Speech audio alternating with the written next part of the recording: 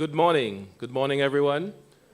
And a very, very pleasant day to you. I know that some of you have navigated the traffic to be here for this very important activity. This is the official launch of the National Authentication Framework, NAF for short. And it is going to be a very significant activity, a very significant milestone in the life of Saint Lucia. So as the day unfolds, you will get a lot more information. But before we start our proceedings off, let me invite you to stand for the national anthem.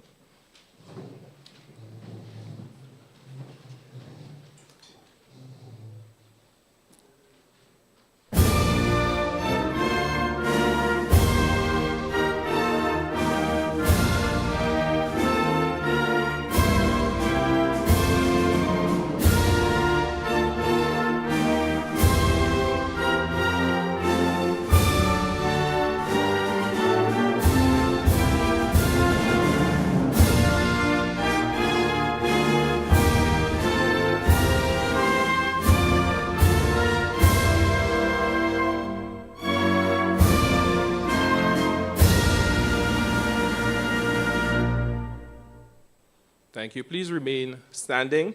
As we call on for prayers, Mr. Kentus Eugene, he's the Chief ICT Officer, acting in the Division of Public Sector Modernization. And I like to call him our resident pastor as well.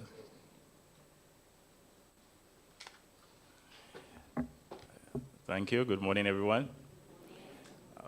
Those Catholics and persons who sign themselves, please sign yourself. All right. We are praying.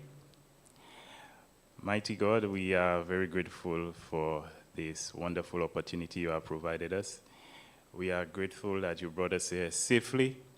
We pray, dear God, those who are on their way, that you give them the traveling mercy, that they also will reach here safely.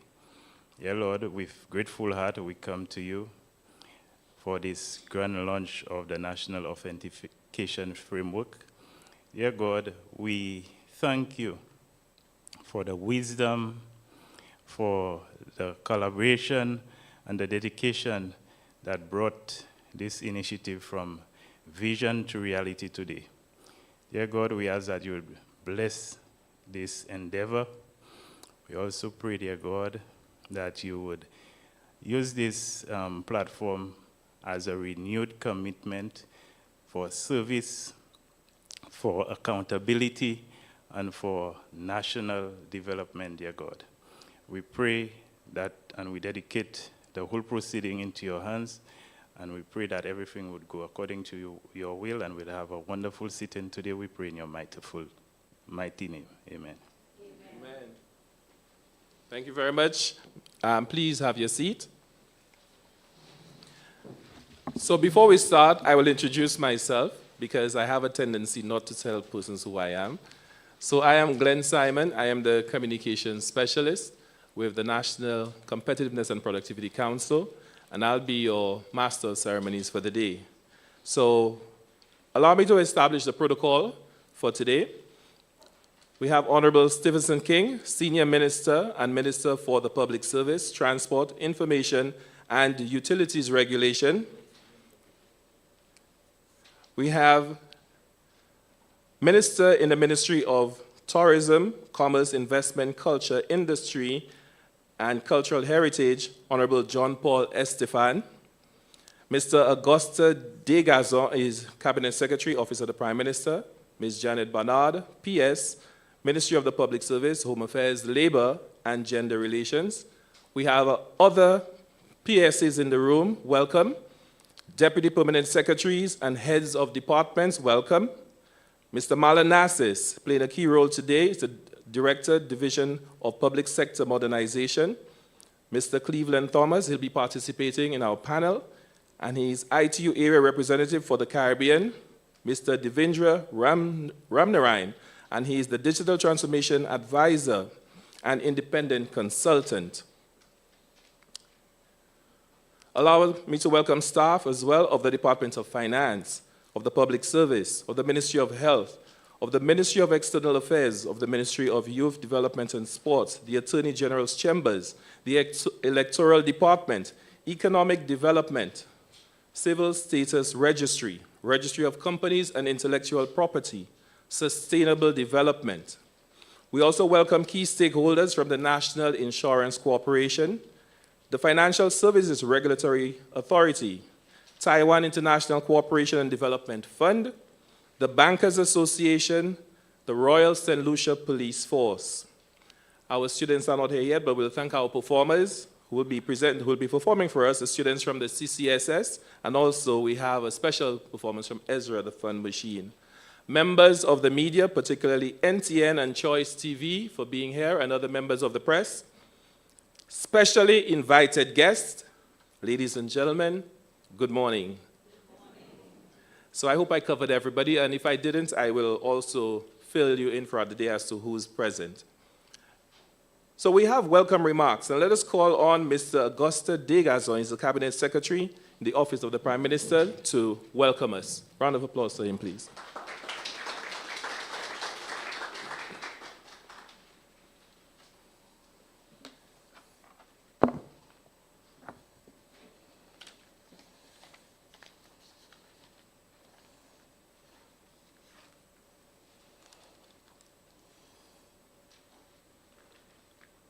Senior Minister, Honorable Stevenson King, and Minister in the Public Service, Honorable John Paul Estefan, Minister in the Ministry of Commerce and Tourism, Permanent Secretary in the Ministry of Public Service, Ms. Janet Barnard, other Permanent Secretaries, distinguished guests.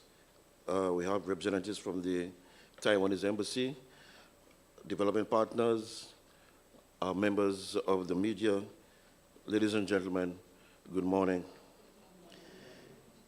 There are moments in the life of public service when we do more than simply attain a milestone or launch a new system. Moments when we establish a new standard, a new expectation for our people, a true paradigm shift in public service delivery. Today is one of those moments. Our presence here is a testament to our collective resolve to further institutionalize trust in the public services of the Government of Saint Lucia. The launch of the National Authentication Framework, or NAF, serves as its foundation. As Cabinet Secretary, I'm honored to be part of this momentous occasion and to continue lending my support to the Ministry of the Public Service, and more specifically, the Division of Public Sector Modernization, for their hard work and dedication in championing the government's digital transformation agenda. The National Authentication Framework represents exactly that kind of disciplined transformation. The NAF is government's centralized identity management system. Embedded within the DigiGov portal, it provides a secure, standardized, and reliable method for verifying the identity of individuals accessing government services, whether online or eventually in hybrid and offline environments. At its core, it enables us to answer one fundamental question with certainty when someone interacts with government online. Are they who they say who they are? If we cannot answer that question with confidence, digital government cannot function. But today, we can. The primary objectives of the NAF are: 1, strengthen identity management across government.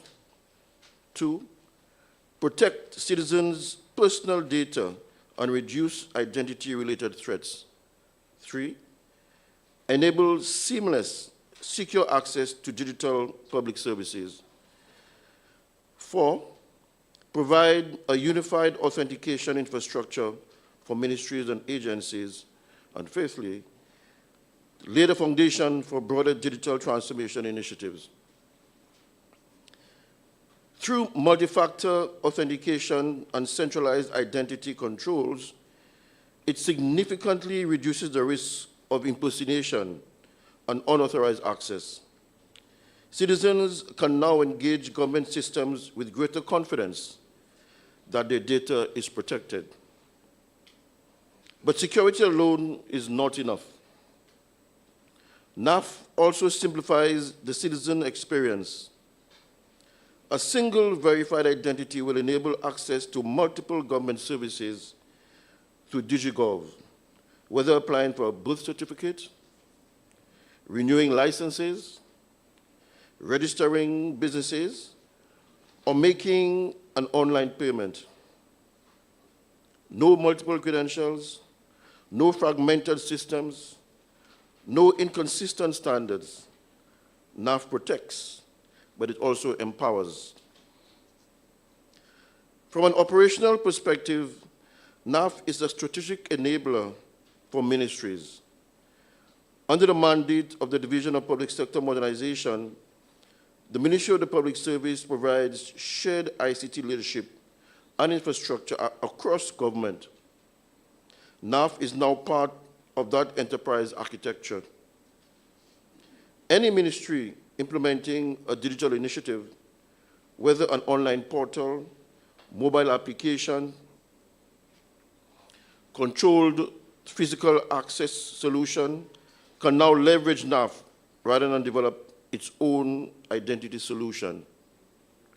The results are clear. Standardized authentication across government, reduced duplication of ICT expenditure, a strengthened national cybersecurity posture, and greater efficiency and accountability in service delivery. This is responsible governance. Shared infrastructure reduces fragmentation, eliminates redundant investment, and improves oversight. NAF introduces institutional discipline into how we digitize. The implications extend beyond government. When fully implemented, NAF will position Saint Lucia to offer authentication as a service within an appropriate legal and regulatory framework. Banks, fintech companies, and insurance providers will be able to leverage secure government-backed identity verification. This means greater trust in digital transactions, reduced fraud and compliance risk, and stronger integration between public and private sector digital ecosystems. By strengthening identity verification at the national level, we are strengthening the broader competitiveness and resilience of Saint Lucia. Digital economies thrive on trust and must be anchored by the appropriate legal and regulatory environment, focusing on strong digital governance processes. We are therefore advancing reforms to modernize the Data Protection and Privacy Act, strengthen the Electronic Transactions Act, and introduce new legislation for data sharing, digital government, and digital identification. Innovation must move forward, but it must do so responsibly. For the public service, the National Authentication Framework represents institutional evolution. It reflects enterprise planning rather than isolated systems, and proactive modernization rather than incremental adjustment. We are moving from fragmentation to integration, from manual verification to digital trust, and from administrative complexity to structured efficiency. Transformation, however, requires participation. Today, I formally call on everyone in this room and those watching to register for your NAF account on the DigiGov platform. Do not leave here without doing so. If you encounter any difficulty or require assistance, Dedicated NAF officers are stationed in the reception area to guide you through the process. Let us lead by example. As leaders, we must be the first adopters of the systems we champion. And because embracing our digital future should also be rewarding, 2 individuals who register for their NAF accounts today will win a tablet and a mobile phone. The draw will take place later this afternoon following the panel discussion.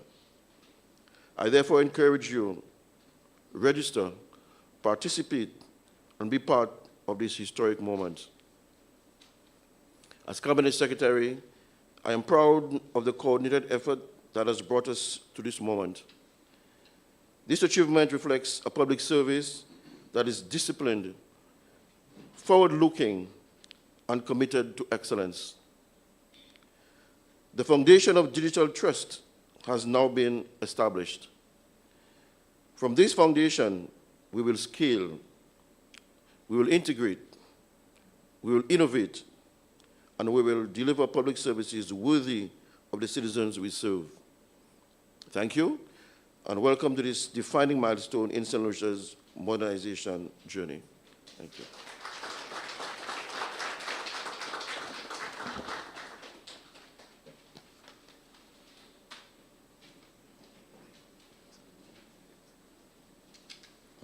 Thank you so much, Mr. Digazon, for those words. And I thought when you were encouraging persons to participate, you'd also say we had secrets and there's a weekend as well. So Marlon, maybe that you sweeten the pot. So some of the things that you said resonated very clearly. NAF is going to provide security. It's going to increase productivity. There's a single sign-on for multiple government services. It is mobile and online access. And there is going to be digital trust that's going to be built into it. But the biggest part or the biggest takeaway for me is that participation. We could build the best systems, we could do all what we want, but without persons participating in the process, it is rendered useless to us. And I know that the next speaker is going to tell us more about why this is so important and how it is that his ministry is going to ensure that that participation, that involvement, that productivity is going to bear fruit. And for the opening remarks, we call on Honorable Stevenson King, Senior Minister and Minister for the Public Service, Transport, Information, and Public Utilities. Let's welcome him.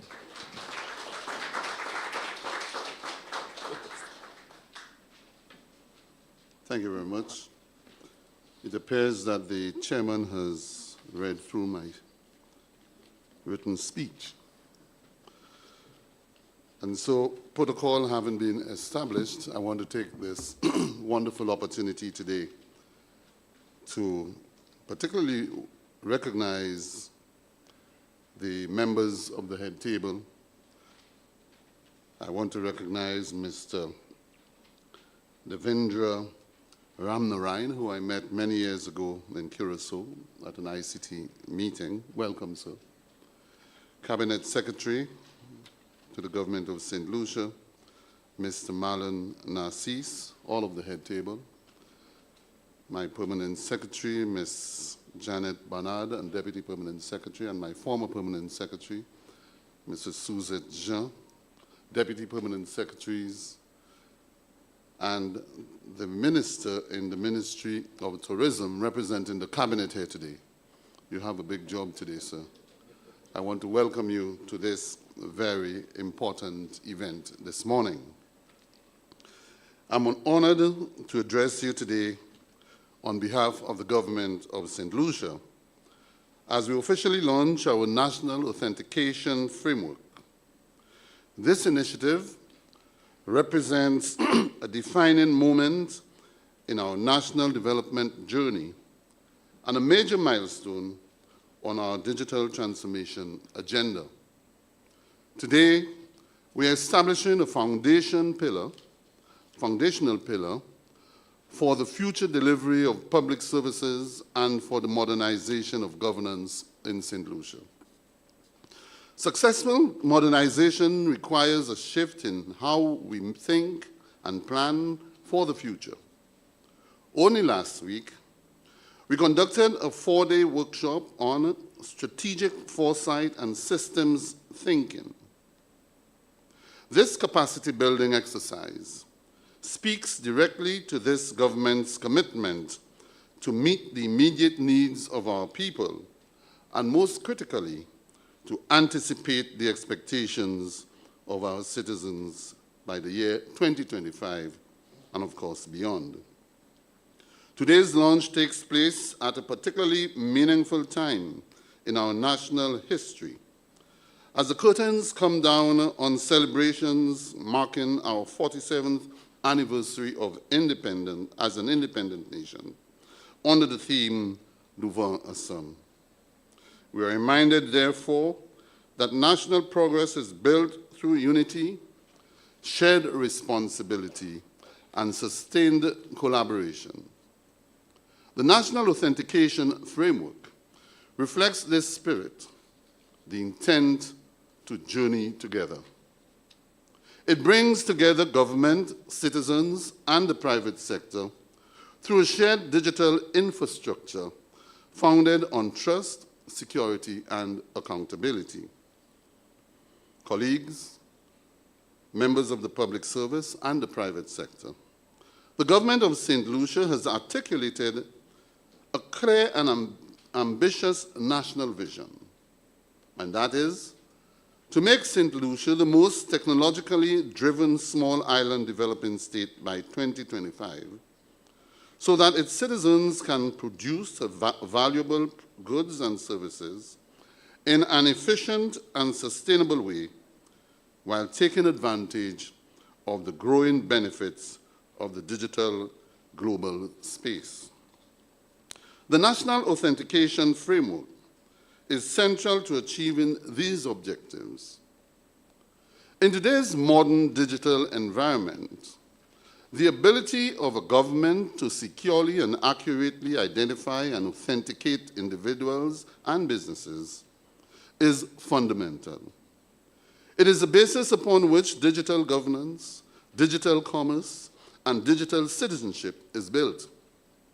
Without trusted identity systems, digital services cannot operate reliably, securely, and at scale.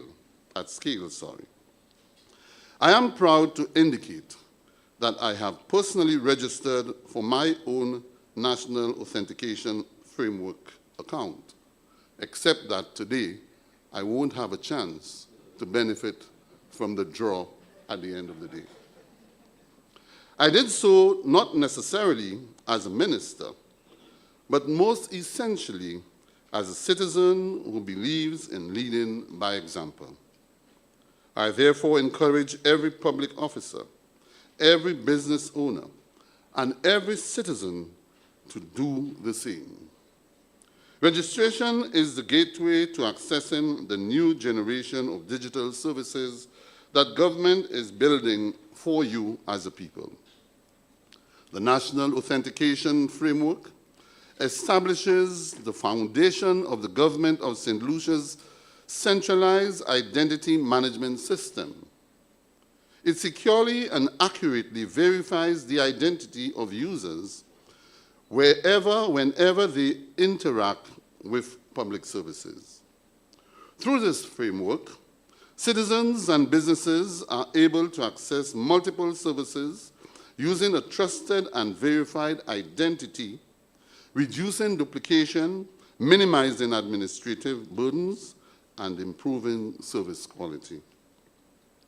When fully implemented, NAF, the acronym, will deliver substantial and long-lasting benefits to both the public and private sectors. For government, it strengthens institutional coordination, improves operational efficiency, enhances accountability, and reinforces data governance throughout the country.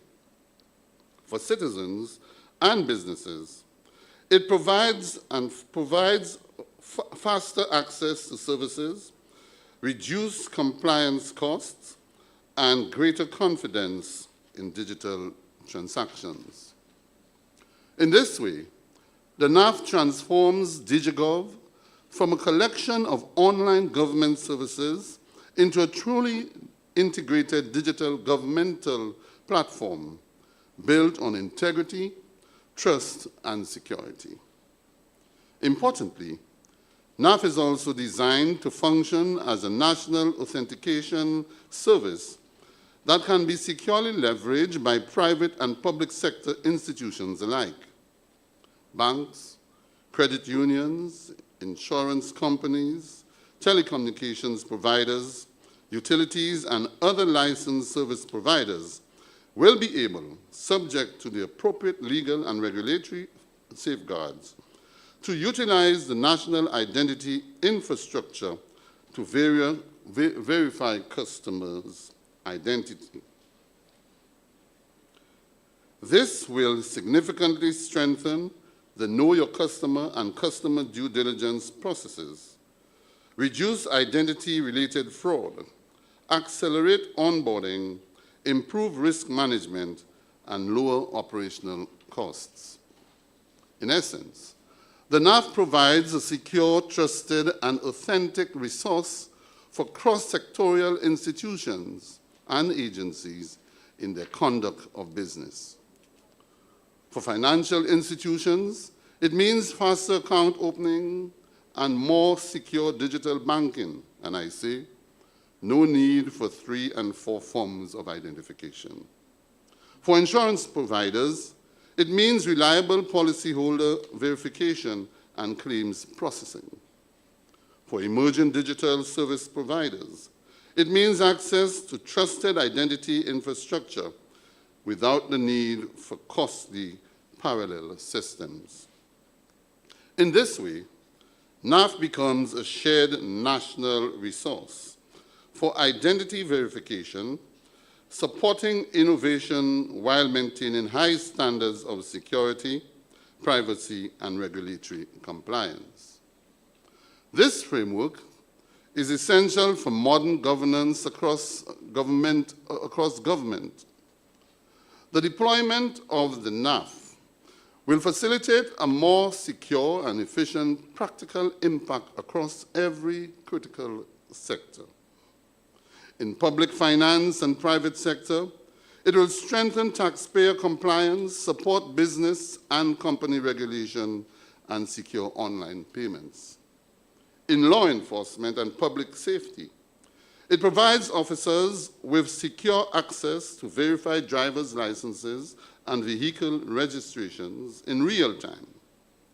This ensures that the identity of persons can be accurately confirmed during traffic enforcement and investigations, reducing fraud and improving public safety.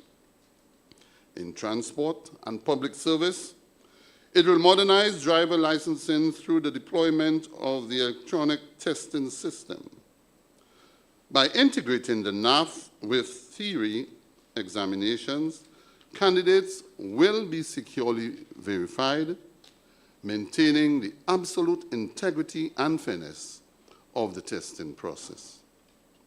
In digital government, DigiGov, it will serve as the core authentication engine for document verification on the DigiGov mobile app, allowing citizens to securely access certificates, permits, and records anytime, anywhere, directly from their devices.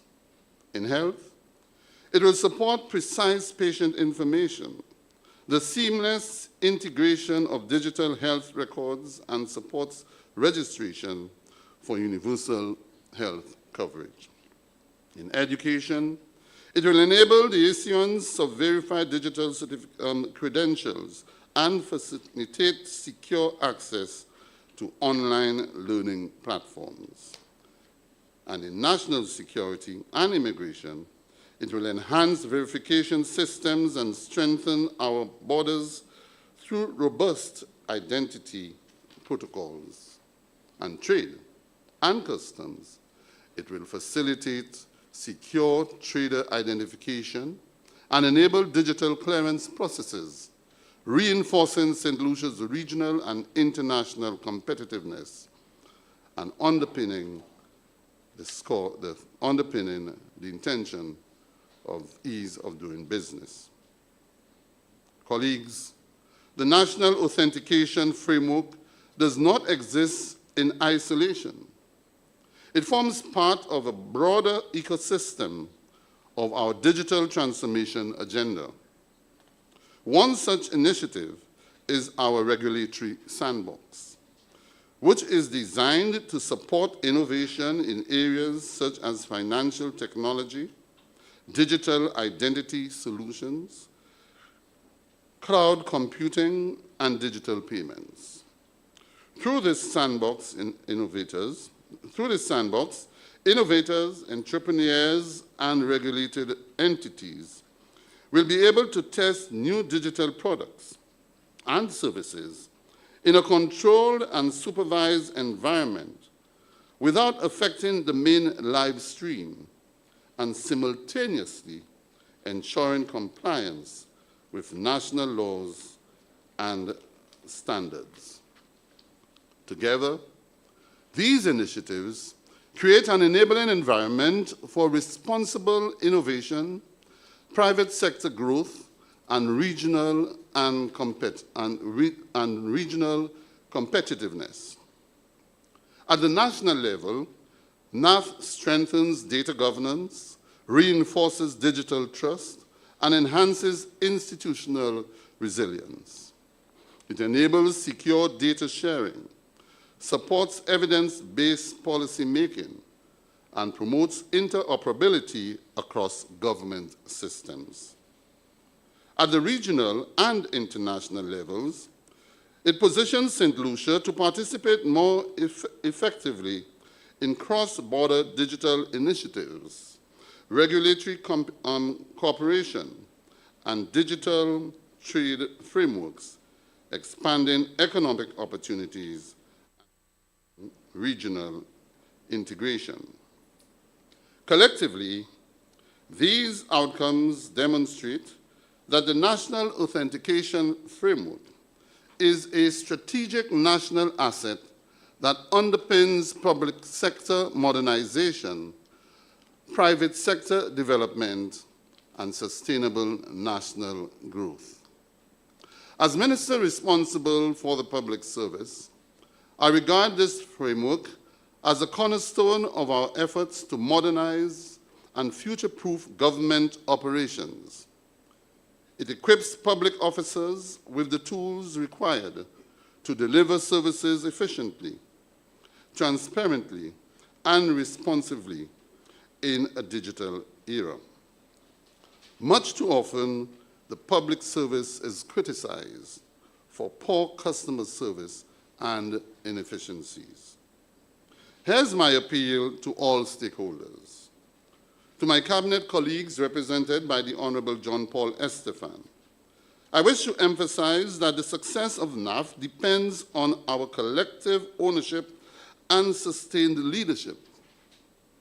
It is a national asset that must be integrated and utilized and championed across all sectors of government and the public service at large. To the private sector and development stakeholders, your continued collaboration is essential. Together, we can build digital services that are innovative, secure, and inclusive in our attempt to build a strong and wealthy nation.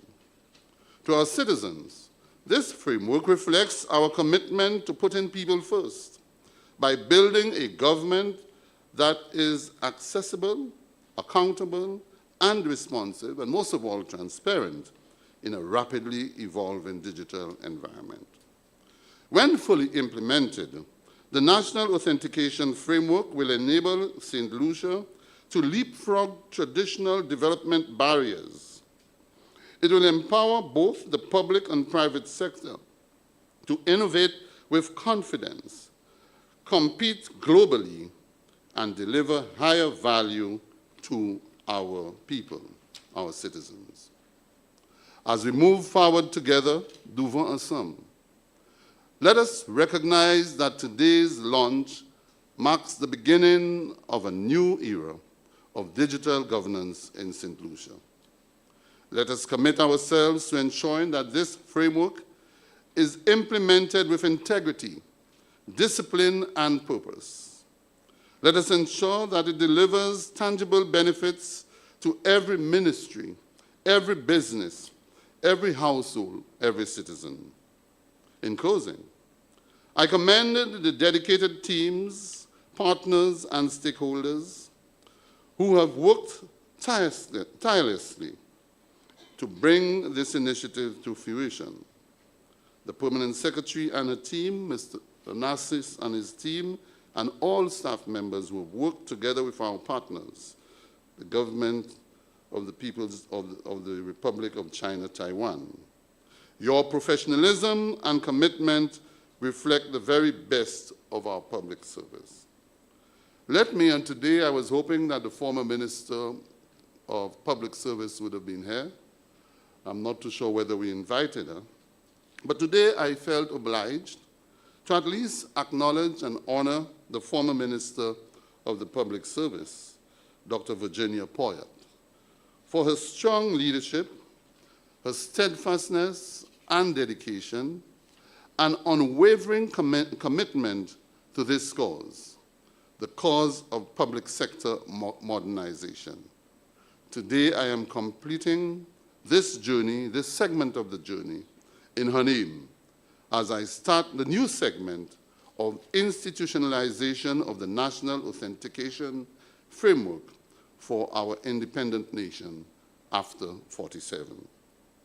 May this National Authentication Framework serve as a catalyst for national transformation and a testament to what we can achieve when we move forward together, putting you, the people, first. I thank you.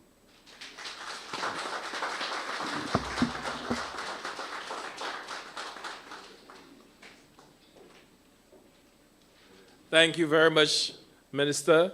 And I mean, everything that you said is so important to what is transpiring today. And you know, last week, when was the police station in Crozet opened? Last week, was it, or 2 weeks ago? And some people recognize physical infrastructure, but they don't recognize how significant this particular step is, digital infrastructure, to create a transformation in our country. And Minister, you said certain things, and you know, it's by no coincidence that Marlon invited me here from the National Competitiveness and Productivity Council, because I see this as a productivity tool. It laces every single ministry, and the ease of doing business is going to be improved, as the minister has highlighted. Also, it reduces fraud, faster processing. There will be no more need, as he says, for multiple forms of identification for doing business and transacting business. And most importantly, the NAF is in sync with our national independence theme, Devant ensemble, with a clear intent to journey together. So thank you, Minister, for your address to us. And now we have a bit of entertainment for you, but we will call on the Castries Comprehensive Secondary School. And they're called the Music Hub. And Music Hub was created to give young people a space to discover their voice, their confidence, and their space in our nation's story. Through music, these students are not only learning skill and discipline, they are learning who we are as St. Lucians. The music you are about to hear paints a picture of our identity, our resilience, our culture, and our shared spirit. Please join me in welcoming Music Hub from my alma mater, CCSS.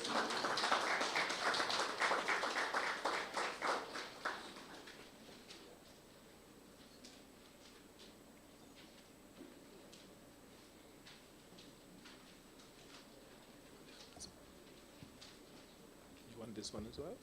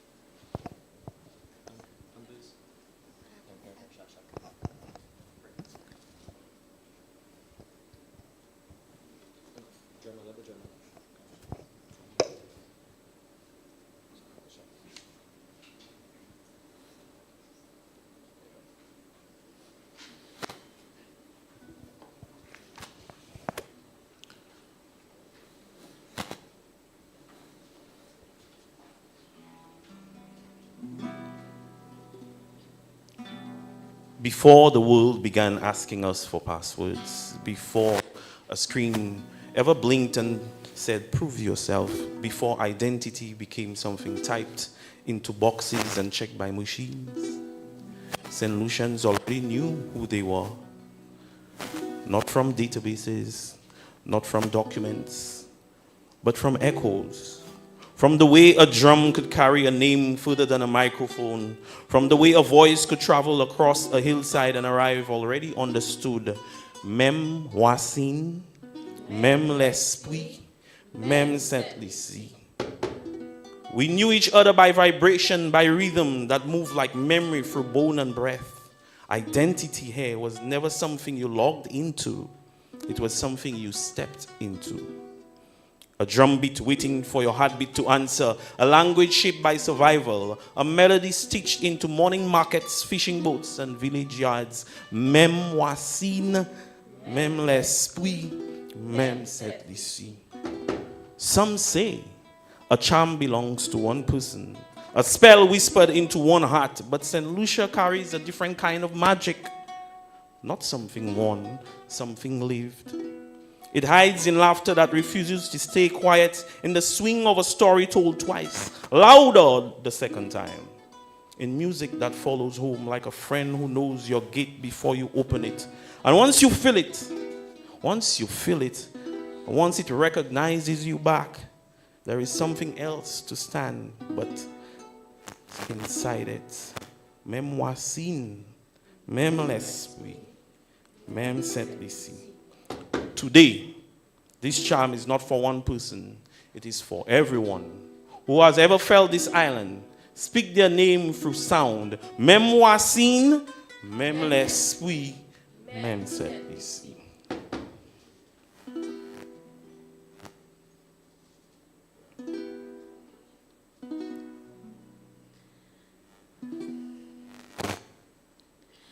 Cham saladi teka komwe twape. Cham saladi teka komwe tuve. Cham saladi teka komwe twape. Cham saladi teka komwe tuve. Cham saladi teka komwe twape. Cham saladi teka komwe tuve. Cham saladi teka komwe twape. Cham saladi teka komwe tuve. Cham saladi teka komwe twape. Cham saladi teka komwe tuve. Cham saladi teka komwe twape. Cham saladi teka komwe tuve. Mwe ai cinema, mwe jene kodal, me koze eme. Makaka dako, amite mwe, kuwai kai mamai. Yoba me apodi teka ko. Cham saladi teka komwe twape. Cham saladi teka komwe tuve. Cham saladi teka komwe twape. Oh mama, uye, uye, uye mama, uye, uye, uye. Uye mama, uye, uye, uye, uye mama, uye, uye, uye, uye papa, uye. Cham sala, mwe twape. Adi teka komwe tuve. Cham sala, Saint Lucia mwe twape. Cham sala, sufriye mwe tuve. Chamsala aditeka komwe twape. Chamsala, chamsala aditeka komwe tuve. Chamsala, chamsala aditeka komwe twape. Chamsala, chamsala aditeka komwe tuve.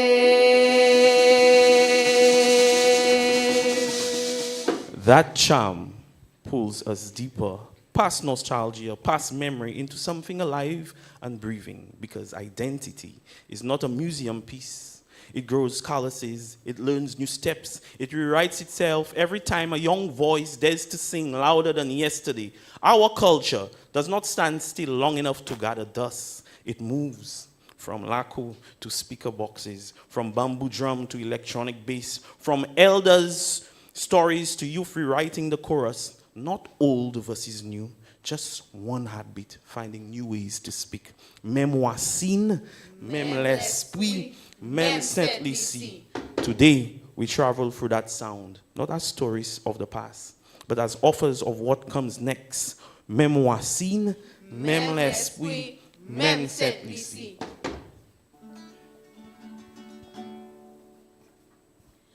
Magotin la babat kabwile Zaiwa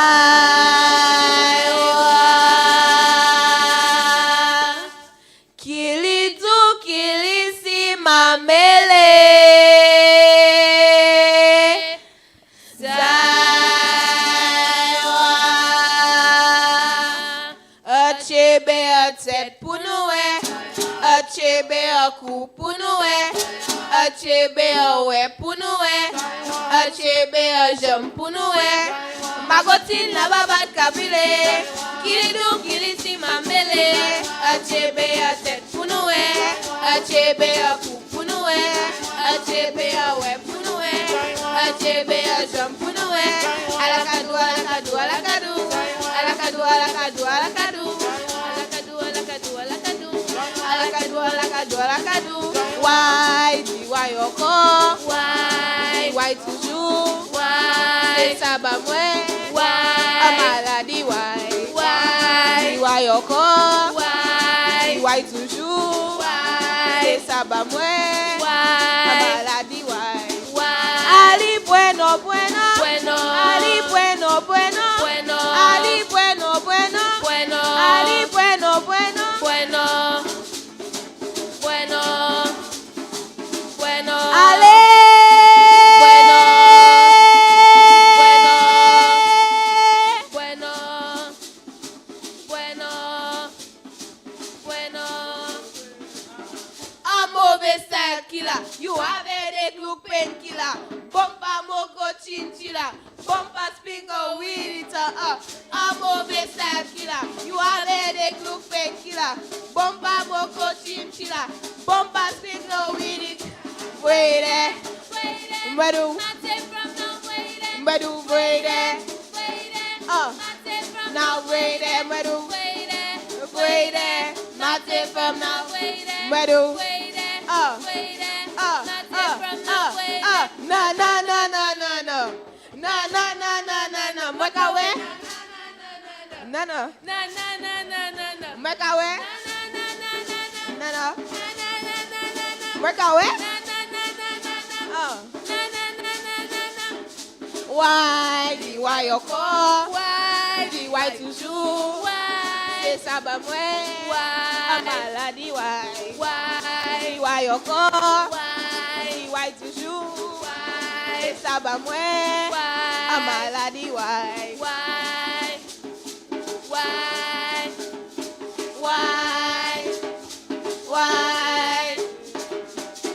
Magotin la babat kabwile.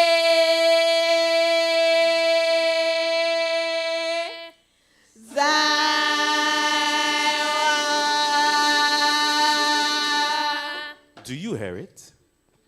Do you hear it? The past calling, the present answering, like waves refusing to forget the shoreline. Identity is not handed down once and locked away. It is a decision we make every time we sing, every time we choose rhythm over silence. Même voisin, même l'esprit, même Saint Lucia.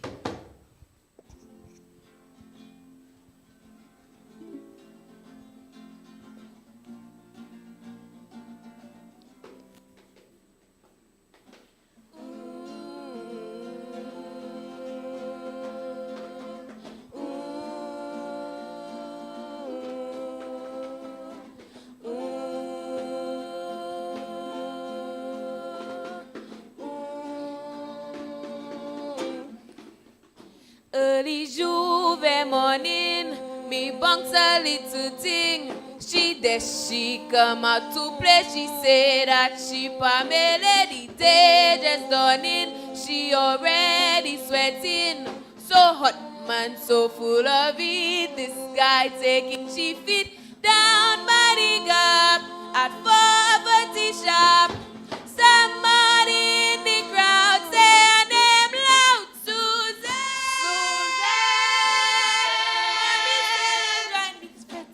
Yeah, they go tell your mother that Susan.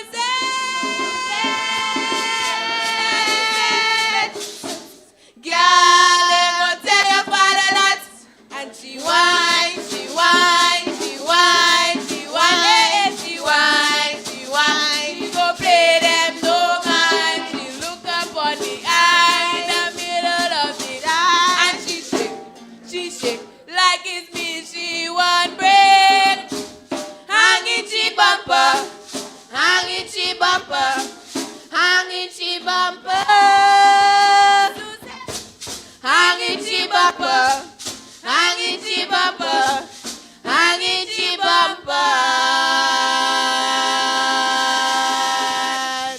Because identity is not only celebration, it is also the moment we realize how close we came to losing ourselves. Sometimes we dance so fast, we forget who taught us the first step. But culture is patient. It waits at the edge of the music until we remember how to come home. When young voices return to their roots, they are not turning backward, they are pushing the future forward.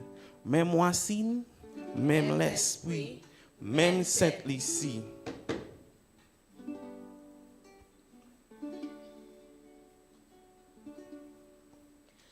From Dio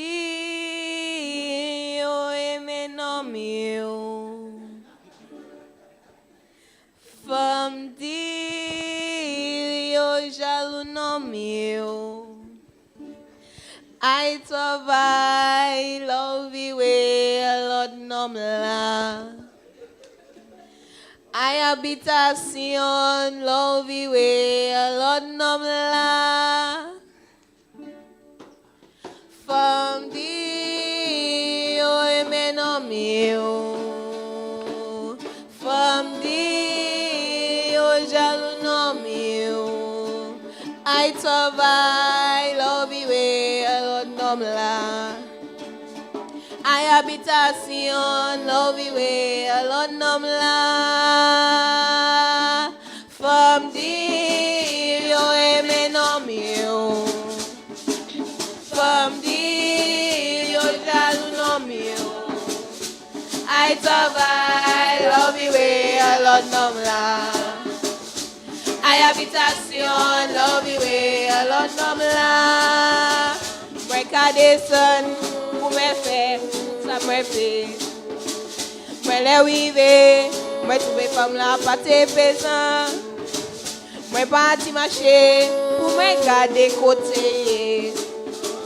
La moi je n'ai plus, moi trouver qu'à causer un piano. From Dio e me no mio.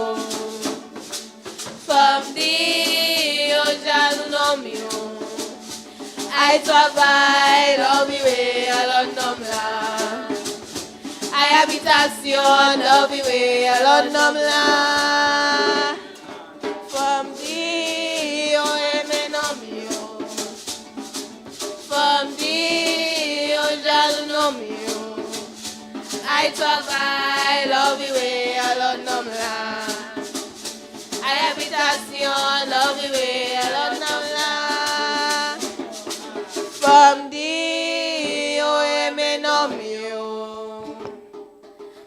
nom di yo jaloux nom yo. I travaille au viwe l'autre nom la. I habitation l'au viwe l'autre nom la. The National Authentication Framework speaks of secure identities, trusted systems, verified access, words built from technology. But long before the algorithm learned our patterns, our music already said our names. Our songs authenticate our memory. Our rhythms verify our roots. Our voices log us into something deeper than any platform could ever design. Même voici, même l'esprit, même Saint Lucia. These young voices are performing and remembering what cannot be erased, reclaiming what cannot be deleted, declaring what cannot be denied. Saint Lucia is a country to be recognized. Même voici, même l'esprit, même Saint Lucia. It is a culture to admire.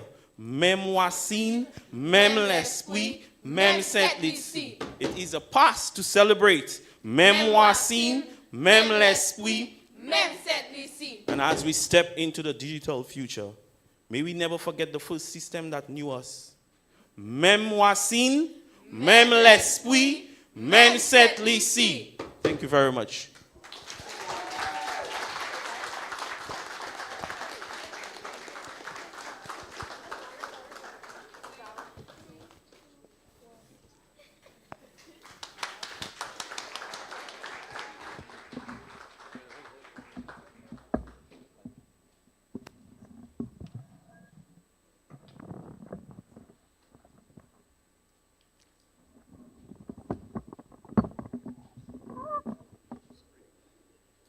Thank you. So, même voici. Again, même voici. Give a browsing round of applause to the CCSS group. And they're called,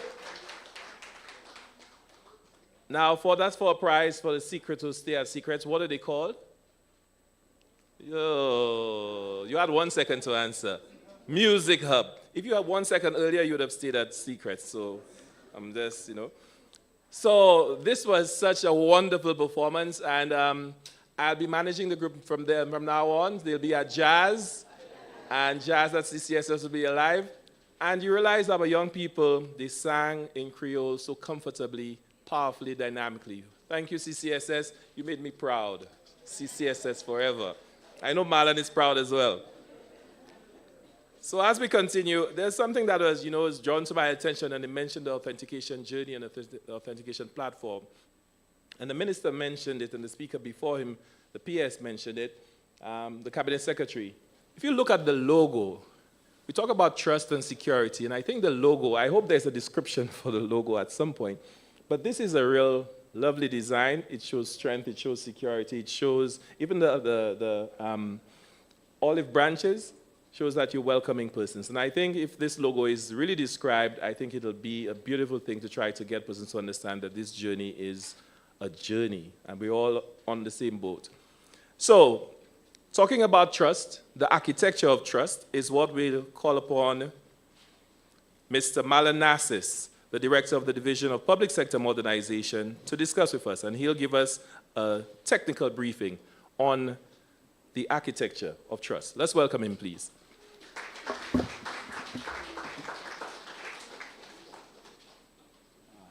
Thank you very much, Glenn. And good morning, everybody. Thank you for being here this morning to the launch of the National Authentication Framework. Ça t'est bon? Glenn, since you're speaking on you mentioned the logo, I just want to give kudos to Johannes Kodra. He's the designer of the logo. He used a lot of AI to help and inspire the logo, but that was his work. So I just want to bring that to our attention. Okay. So my agenda this morning is very short. I'll be focusing on the Division of Public Sector Modernization, who we are essentially, focusing on the NAF, and more specifically digital citizenship and the digital citizen. The paradigm shift, focusing on our digital maturity as a country using technology. Focusing on trust, because my presentation is actually on the architecture of trust as we move along this digital transformation journey. So, looking at this image, this slide, I wanted to focus on, what we're establishing here today, the digital ecosystem of trust. And throughout the presentation, I would just like you to focus on these aspects of our digital transformation journey, on trust, cybersecurity, our culture. I think we want to develop a culture of trust within the country so that our digital transformation journey can really take off in St. Lucia. So who are we at the Division of Public Sector Modernization? We were established in 2013, and we really focus on providing leadership to the government with regards to the digital transformation in St. Lucia. Focusing heavily on policy, and providing that strategic leadership to the government within the technology space and within the public sector as well. And we also champion several digital transformation systems like DigiGov, which is one of our primary systems as we move along this process of digital transformation and focusing on trust as a nation. So what is our vision for NAF? It is, as I said earlier, about the digital citizen. And in the St. Lucia context, digital citizenship refers to the responsible and ethical use of technology guided by government's policies and regulations to ensure online safety, privacy, and legal compliance. The national authentication is central to this agenda, providing a platform for identity management that empowers citizens to confidently access services and take part equitably in the digital economy. So we focus in on the whole concept of data only once. It's your data, you're in control of it. We have to make sure that we impact that resonates with our citizens. Also the idea of e-participation. We all use social media in some way or form and participate in that social media space. So government wants to now also participate with you in that space. And we want all of our citizens to be part to contribute to the whole idea of governance within the country.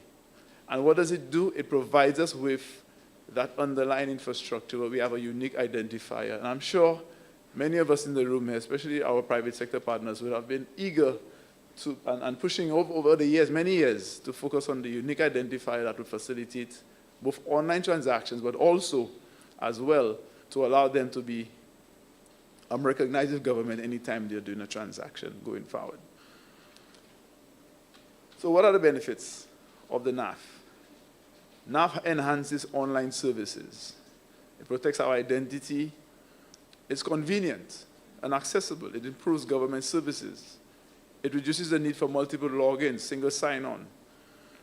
And with the implementation of DigiGov, one of the main things that we're going to be doing is the establishment of a DigiGov app that would allow for all the products of DigiGov to reside on that app so that we can now, in a convenient manner, continue to focus on our daily routines and not have to be bogged down trying to get verified in the different things that we do.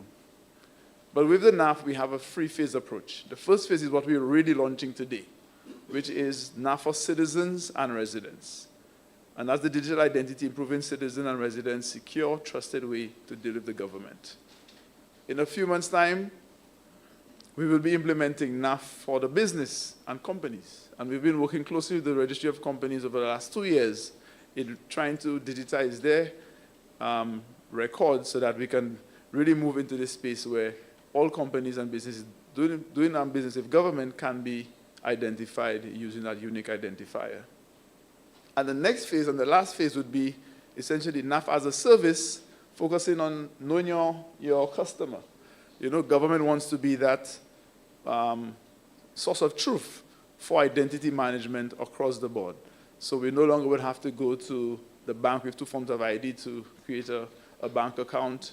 And all of the financial institutions, all of the private sector agencies can really utilize the government's identity management system to conduct business and to verify and validate the users. A simple use case.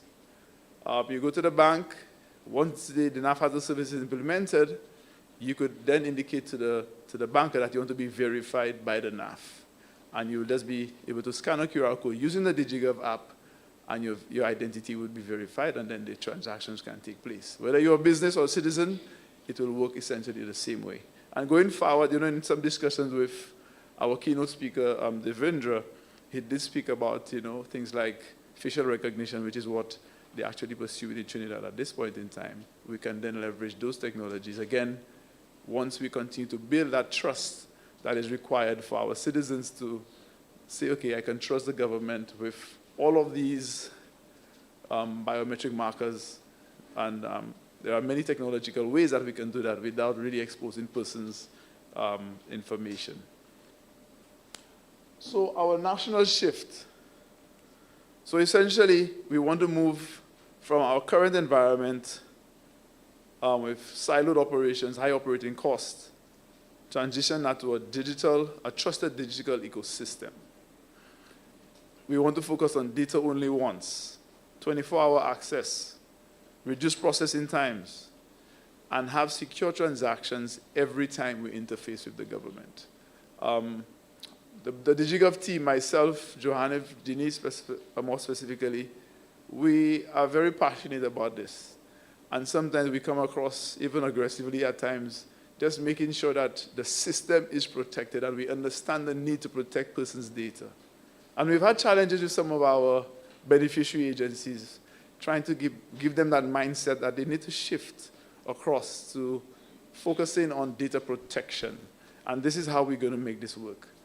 We have to have that paradigm shift in our thinking, in our thought processes. Again, Minister spoke earlier about the workshop that we did 2 weeks ago, actually, on changing mindsets, system thinking, and strategic foresight. And this is what we need for us to really begin that shift away from the traditional way of doing business to a more interactive, integrated approach towards public service delivery. So where are we on this journey? We've had several successes, and today is another major one in this process. We've modernized our infrastructure, so the government now has a wide area network across the entire country, connecting every school, every health center, every hospital, every human resource center, every government office is connected physically on this wide area network. We also have a Wi-Fi network for the people. It's called GINet. We're implementing our unique identifier today. And number 4, we have several activities under the Caribbean Digital Transformation Project that are ongoing as we speak. So these things here are not just plans, but they are actively in motion at this time. The CSIRT is a computer incident response team. By the end of this year, children guide me, or early next year, we will be able to establish our computer incident response team. Our data center is fully trained. We already have identified a location for the establishment of our tier-free data center. And we've been having discussions with some of our partners at ECLAC for the establishment of a regulatory sandbox. And some of our fintech providers here would be happy to know that very, very soon, Saint Lucia will have a regulatory sandbox environment to facilitate innovation and growth and development. We've also, in discussion with the UN ECLAC, will be establishing data embassies. And a data embassy essentially will function similarly to how we interpret an embassy, a Saint Lucian embassy in Trinidad, for example. So our data can reside in Trinidad, but it'll be our sovereign data residing there. And so there is a modular way that we can build this type of architecture to support Saint Lucia's resilience as we move ahead on this transformation journey. We also have a vigorous legal and regulatory agenda focusing on modernization of our legal and regulatory framework, data protection, electronic transactions, and I will probably even go through this a little further down in my slides. So, why trust matters? What is our digital reality? Citizens share more data than ever before. Services are increasing online on a daily basis. Cyber threats are exponential and a real danger, as the Americans say, real and present danger to our daily lives for those persons who want to live, below the line, don't engage in any fraud. But this is our digital reality. But then, what happens if no trust? Adoption fails, investment slows, and innovation stalls. But we want to encourage a culture of trust in St. Lucia, in our economy, in the government, focusing, how would that help? That would help with scalability, business engagement, and citizen participation. I think the citizen participation is of utmost importance moving this digital transformation, moving this digital train. And we're hoping that with the NAF, it resonates with our people that, hey, you need to register, get on there, and government will make your life much, much simpler over time in applying for government services. So we spoke earlier about the architecture of trust. What does that mean? We have modern infrastructure. We have a unique identifier, the legal and regulatory framework to support that.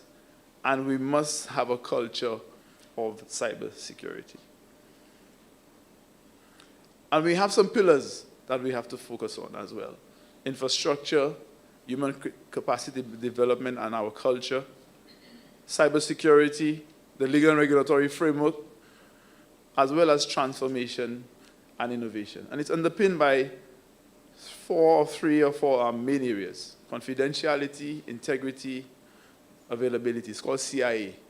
And then I think last time I added inclusivity. I think it's important to ensure that whatever policy that we have, we must be inclusive, that we don't leave anybody behind in this digital transformation agenda that we are now on. So for each pillar, we have some guiding principles. Strategic digital investment under infrastructure. It's critical for us to prioritize ICT investment in initiatives which offer measurable business value and societal benefit that allows for scalability and supports the long-term socio-political development strategies of the Government of Saint Lucia. Focusing on modernizing our communication infrastructure. Again, how do we innovate? Looking at a government cloud, the data embassies, and the regulatory sandbox that I spoke of earlier. And ensuring that we have equitable access.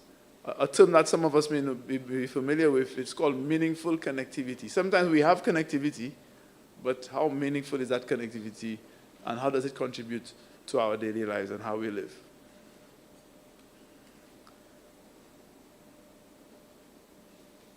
Pillar 2 speaks of transformation and innovation.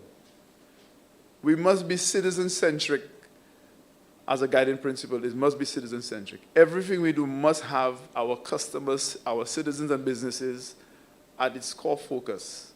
Enhance accessibility regardless of skill and economic means, and strengthen social cohesion. And this is where the NAF comes in. It provides everybody with an opportunity to participate and contribute, and it also gives us an opportunity as well within the whole sphere of inclusion. In the bigger countries like China and India, digital financial services is very, very powerful in the sphere of inclusivity. I should also add Africa as well. And we want to as well, in St. Lucia, really embrace digital financial services to cross that line and to bring everybody into the technology sphere. And we have DigiGov, the DigiGov wallet as well. We spoke about that. DigiGov wallet would allow us to consolidate all of the DigiGov products into that wallet and make interaction seamless for everybody.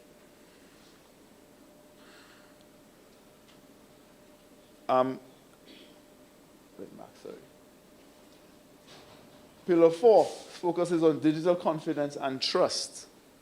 Our citizens must have confidence in using and obtaining value from our national ICT assets and services with enhanced digital capabilities and trust in its usage.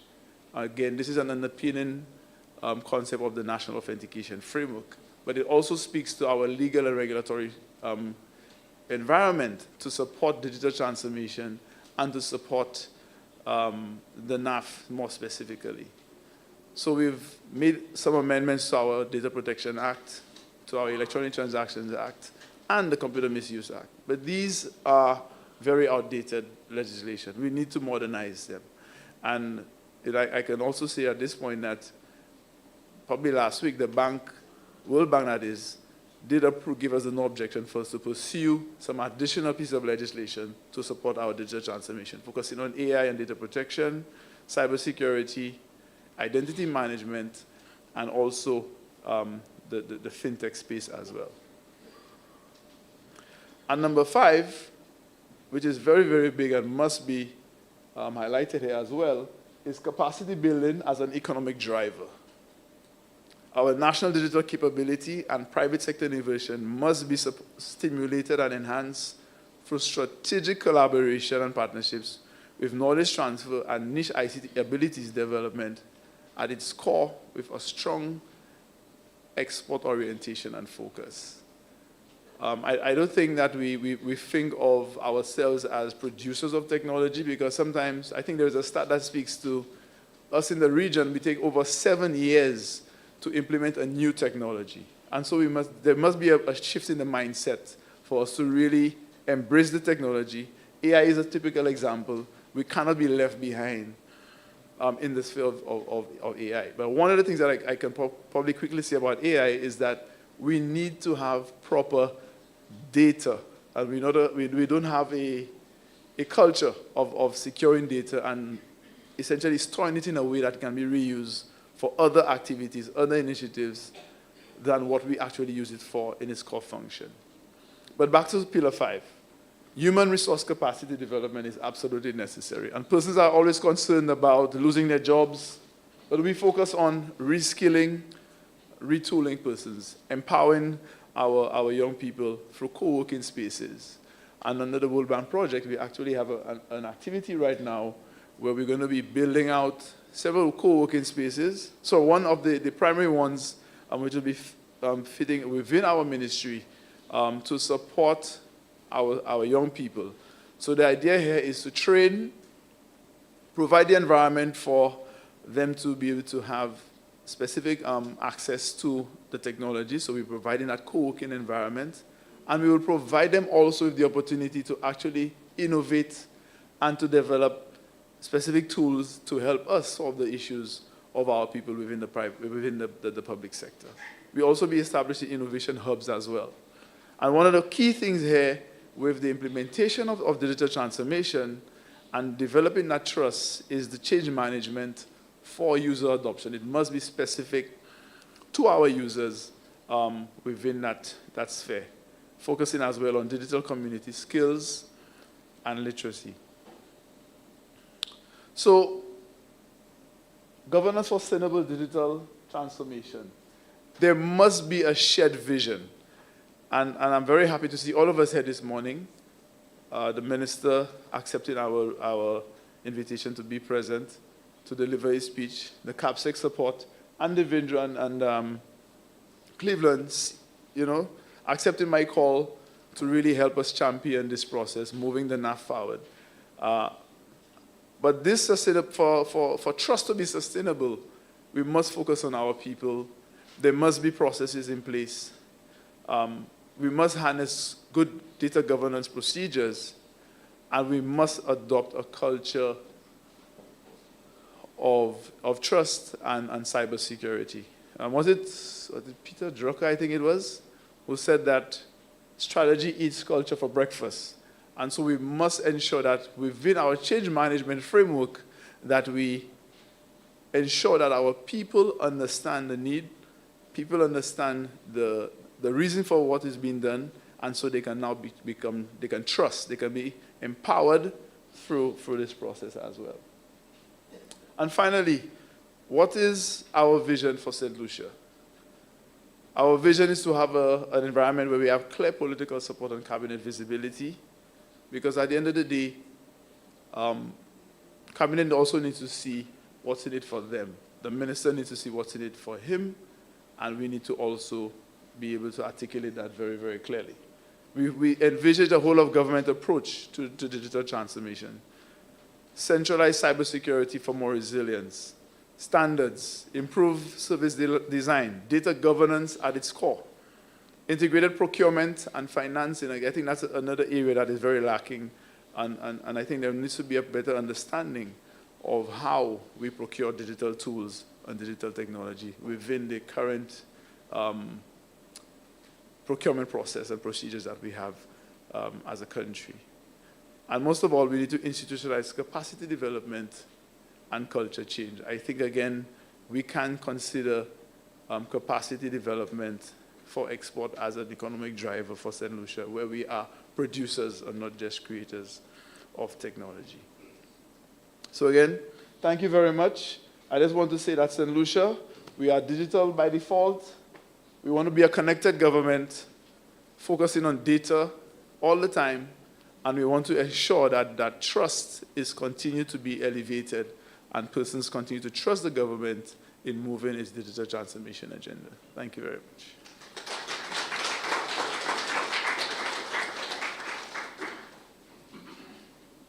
Thank you very much, Mr. Narcis.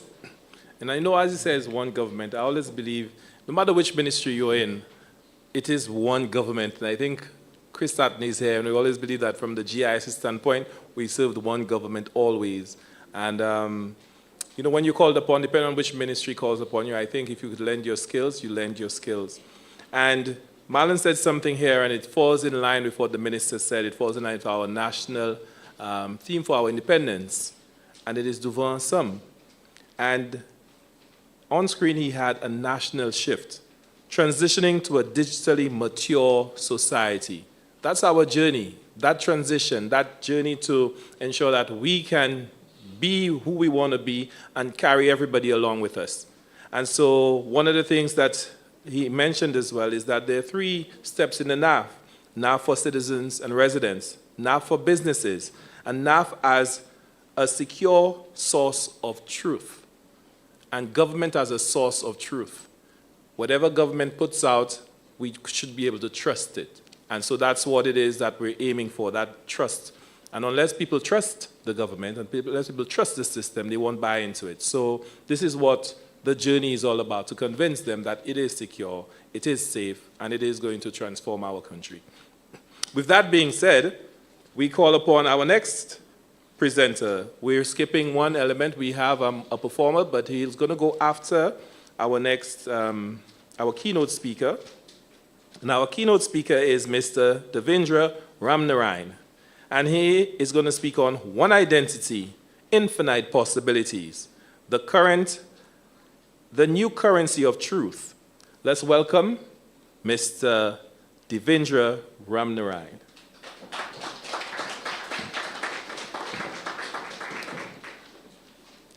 I see you in person.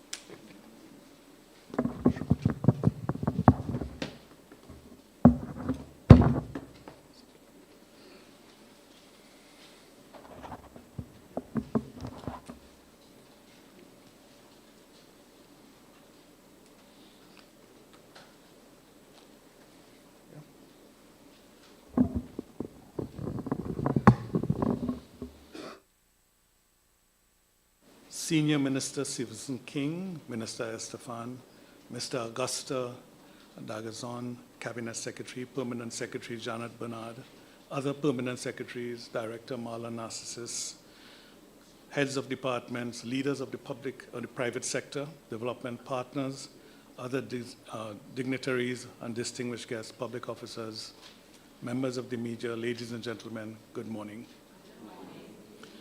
It's an honor and a privilege to address you this morning. And it is great to be in Saint Lucia again. It's actually my favorite island in the Caribbean. So thanks to the organizers for inviting me to contribute to this milestone event. The focus of my address this morning is aptly captured in the published title, One Identity, Infinite Possibilities, the Currency of Trust. I'll address the power of one identity concept, and seek to explore why it opens up a whole range of possibilities in how government delivers services to the public and how citizens interact with the state, and soon, how citizens will do business with the private sector. As I go along, I will emphasize the critical role that trust plays in enabling the implementation of those infinite possibilities. A quote often attributed to the legendary investor Warren Buffett is relevant here, and I quote, "Trust is like the air we breathe. When it's present, nobody really notices. When it is absent, everybody notices." And later in the address, I will explore the role of trust and why without it, the NAF will likely face serious challenges. I will address the adjective infinite as well. See if this works. But let me start with a typical scenario of the recent past, and it's in the past, but I wanted to start with a story that I expect many in this room will know only too well. Imagine a mother in one of the distant parts of the island before, wakes up at 5 a.m., prepares the children for school and drops them off, catches the Route 2H minibus to Castries, stands in the heat outside a government building, waiting for the doors to open, wants to be in front of the line when the office does open, eventually reaching the counter only to be told that she needs a certified copy of a document which she doesn't have in hand. It's held in a different agency in another building many streets away. She leaves to get the document, time wasted, wages likely lost, frustration rising, feeling significantly disempowered and helpless, crushed by the system. In fact, in many emerging economies, it is accepted that waiting is a cultural norm. We have no choice, we tell ourselves, is what we do, we have to accept it. In reality, waiting is an economic drain. It's a tax on everyone who depends on the basic government services which are linked to life events like the birth of a child, like the death of a family member. The NAF doesn't just save time, it restores dignity. It signals the end of an era where a citizen is a subject begging for a service. I expect that the many online services introduced over the last few years, the 120 services that Marlon referred to, will have eased a lot of the frustration, but online services have their limitations. They often relate to just one agency delivering the particular service. I would suggest that the National Authentication Framework, when fully implemented, will result in a quantum improvement in service quality, in much the same way that the introduction of online services would have impacted the waiting in line culture.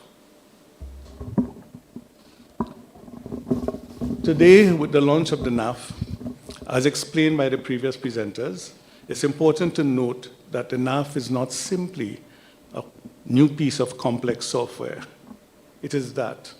But more importantly, and much more, the NAF is the tool that will enable Saint Lucia to break away from the physical constraints of an 8-to-4 government with its silos ways of working within ministries and agencies. With the introduction of the 120 plus online services led to the death of the queue, I would suggest that the NAF will lead to the death of siloed operations and the birth and expansion of fully joined-up government.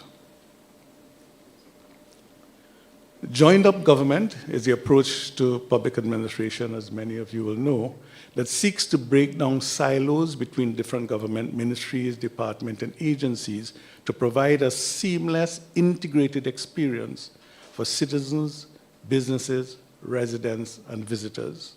In this model of public administration, instead of the citizen acting as a messenger between departments, for example, carrying a birth paper from the birth registry to the passport office, the various government departments coordinate their policies, share data behind the scene to complete this transaction electronically without human intervention. Enabled by technology, joined-up government is an invisible bridge. From the citizen's perspective, they are simply using an online service. They do not see nor need to understand the complex web of servers and software the enabling policies, the legal agreements, the approvals from cabinet, the standards that need to be put in place to make this happen. I want to suggest, like others have, that the NAF is the national nervous system. And let me explain why I say this, as this will make it clearer as to the challenges that the NAF must address to be successful and to deliver fully on its transformational potential. In the United Nations E-Government Service 2024, St. Lucia was recognized for its high e-government development index, but the survey also sees a challenge to move beyond the silos and into integrated service delivery. The NAF is the identity layer that will connect these silos. Without it, taking the next step to fully integrated service delivery will not be easily taken, and joined-up government will remain an unfulfilled ambition. One of the core tenets of modern governance, according to the OECD Government at a Glance 2025 report, is the once-only principle. It argues that an accurate government is one that only asks for your foundational information once and only once. Once that data is fully verified, it is securely shared across relevant agencies. The NAF ensures that when you verify your identity with the Ministry of Health, for example, the Ministry of Finance already knows you. The result is that there are no more carrying of papers from one ministry to the other by either public officers or by citizens. As the nervous system analogy implies, the state finally has a memory, and your digital ID is the neurotransmitter that allows the signal, which is the desired transaction, to pass from one cell to the next, that is, from one ministry to the other. In effect, joined-up government means that your digital identity acts as the key that unlocks the service delivery door in St. Lucia, eventually impacting both the public and the private sectors. When you log into DigiGov, your national portal, the system will not see you as a taxpayer in one window, a patient in the other, a motor vehicle driver in the other. It will simply see you as an individual citizen with multiple needs, which must be satisfied with the minimal of fuss and in the shortest possible time. You are simply a citizen with the right to demand and to get the service that you're entitled to from the state. The NAF will also directly impact the ease of doing business by enabling things like secure name searches, remote registration of businesses.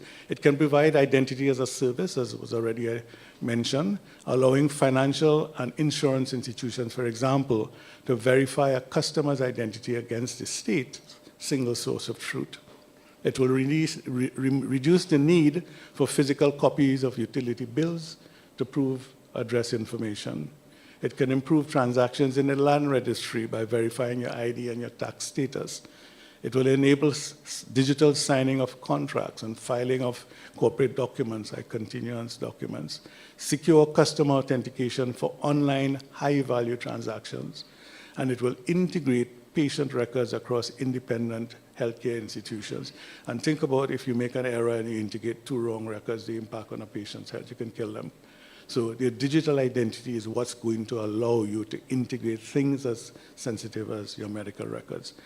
The opportunities are, and should I say it, infinite. In the private sector, for example, when you log into your bank's portal, you will have the option to electronically authorize the institution to electronically get your identity and tax information, saving you a visit, saving you from having to take physical documents in many instances which the bank cannot verify or authenticate 100% of the time. You can't look at a document and know it's correct. So I searched for a local analogy which would summarize what the NAF will do for St. Lucia. And I settled on a quote from your Nobel laureate, Derek Walcott, and I quote, "Break a vase, and the love that reassembles the fragments is stronger than the love which took its symmetry for granted when it was whole." The ministries and agencies of government and the individual private sector companies in this analogy are the broken fragments of service delivery. The NAF is the love that reassembles the vase. It is the digital glue that will bring, or that has the potential to bring these fragments into an integrated whole, yet allowing the individual entities to exist independently and autonomously, and in most instances, all instances, within its legislative boundaries, the things it's allowed to do and not do. St. Lucia is moving away from an era where you were the subject of a department begging, and I use the term loosely, begging for a service, to an era where you're a digital citizen and a customer of the state. In an ideal world, the customer is king.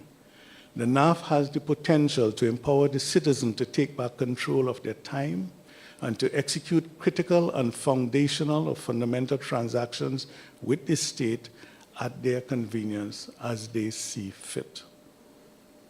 And the word infinite is used in the title of address. It's not just a marketing term. It is describing the vast, unpredictable, and beautiful complexity of the human life. Every one of you in this room has a unique life journey. From the moment a child is born to the moment he or she retires from service, or even after the death, they interact with the state in an infinite number of ways. Each person does things differently at different times in their lives. The NAF is designed to handle this infinite variety through each individual's unique life event journeys. So all of this sounds good, but if it was simple to execute, every Caribbean government would have done it already. And instead today we would be chatting about integrating citizens, visitors, and business e-services across the OECS and perhaps across CARICOM. So what are these services that the NAS face, and can they be overcome? And this is where the issue of trust comes in. And I repeat the quote, trust is like the air we breathe. When it's present, nobody really notices. When it's absent, everyone notices. We use the air we breathe analogy to explain that trust is an invisible enabler. When it exists and plentiful, citizens and business transactions will happen seamlessly. When it's removed, the suffocation of bureaucracy, red tape, and suspicion will make even the simplest tasks impossible. So what's the trust we're speaking about, and what are the challenges? While we may not want to admit it as a citizen or business, the fact that the fact that government operates in silos gives us some comfort. We are often comfortable that sharing our information with the state is under our control. Personal information is kept personal because we have not given it to everyone. And this personal information cannot be easily shared because of the paper files and siloed connections. So we don't pay our taxes, we don't think anybody would know. If the NAF breaks down these data sharing walls, I want to ask some questions. How do I know that the state will not utilize this information in ways that I believe are not in my best interest? How do I know that the state will not track what I do on a day-to-day basis and build up a picture of me which I consider to be private? How do I know that the state will not lose my information or carelessly expose it to hackers and others? How do I know that this information will not be shared without my permission? How do I know that public officers like Marlon will not be looking at my data in the absence of a legitimate purpose? How do I know that this data will be securely disposed of when it's no longer needed? And most importantly, how do I as a citizen know that all of these things that I just asked, these expectations are being met when it's all electronic, when I have no visibility of what's going on behind the scenes and within that IT infrastructure? And the challenge is further expanded when the private sector gets involved, given their known commercial needs and the need for increased profits. Are they going to cut corners? Are they going to sell my data? Are they going to use it in ways that I don't want them to? Let us examine this dilemma. Let us examine the delicate balance between data sharing and data privacy. According to the OECD's November 2025 survey on drivers of trust, while 52% of citizens in the broader OECD trust that their government will use their personal data legitimately, only 38% of citizens in the Latin American and Caribbean region share this view. And for our region, that's closer to 1 in 2 have low or no trust in national government. While this report does not specifically include St. Lucia, it's simply indicative and for information. However, in my view, such skepticism is healthy. It keeps, sorry, something just popped up. It keeps public sector agencies sharp. And this statistic emphasizes the point that trust must be grown, and equally important, that it needed for citizens to come on board with enough and for their trust to be sustained. The report further notes that the differences in trust exist between young people and old people, between men and women, between people in rural communities, people in towns, and it is smaller in Latin America than the OECD, the developed countries of Europe. It is indeed a complex matter to unravel, and in practice, what does this mean? The Data Protection Act 2011, partially commenced in 31st of January 2023, is key to enabling such trust. Sections 32 and 43 are currently in force and enshrines the principles of fairness, transparency, security, and data accuracy. The Office of the Data Protection Commissioner has been operationalized with a focus on registration and guidance for the data controllers. So the pieces are coming together, and I expect that more sections will be brought into commencement as time goes by. However, a trust gap may exist where the legal framework exists, but the enforcement mechanisms are now evolving. What can be done to grow trust as enough policy and legislative framework evolves? What can be done to maintain the trust of the many individuals who are willing to utilize the many existing e-services? So I want to take the case of India and perhaps reflect a little bit on that experience. And I was fortunate to have visited there and spoken to quite a few of the senior people, including the minister responsible for that in India. India implements their Aadhaar solution. They created a 12-digit unique number, which is electronically tied to each registrant's 10 fingerprints, both iris scans, and demographic data. So in order to get your Aadhaar, you actually have to put on a thing and get your iris scan, and you have to sit down in a line and get your fingerprints. Because of the use of such deep biometric information, which uniquely identifies an individual, India technically did not need to rely on any of government's existing identity documentation, since taking that biometric data from a living person standing in front of them was proof of their own existence, and verifying that they're not currently registered by deduplication became sufficient for registration purposes. At that point, if you had no birth documents, affidavits from elders and officials in an individual's place of birth who was already registered and authorized to do so, it could be sufficient for you to register as a citizen or resident of India. And that importantly triggered whatever benefits the individuals were entitled to. This solution is a very powerful technological solution for one, with a country that had millions of citizens who were unable to receive state support because they did not exist in government records. As of 2026, almost 100% of India's adult population, some 1.3 billion, have Aadhaar IDs. The direct benefit transfer system or scheme expanded, and importantly, it removed the middleman. So registered citizens, when you register for your Aadhaar number, you get a bank account automatically, now receive their welfare payments straight from the Ministry of Finance into the bank account. So it's a spin-off benefit, financial inclusion. And in fact, because it removed fraud and duplication, estimated $10 billion per year savings by removing duplicates and fraudulent entries. But they used a very intrusive mechanism from a data privacy perspective to achieve it. And here's the point I wish to make.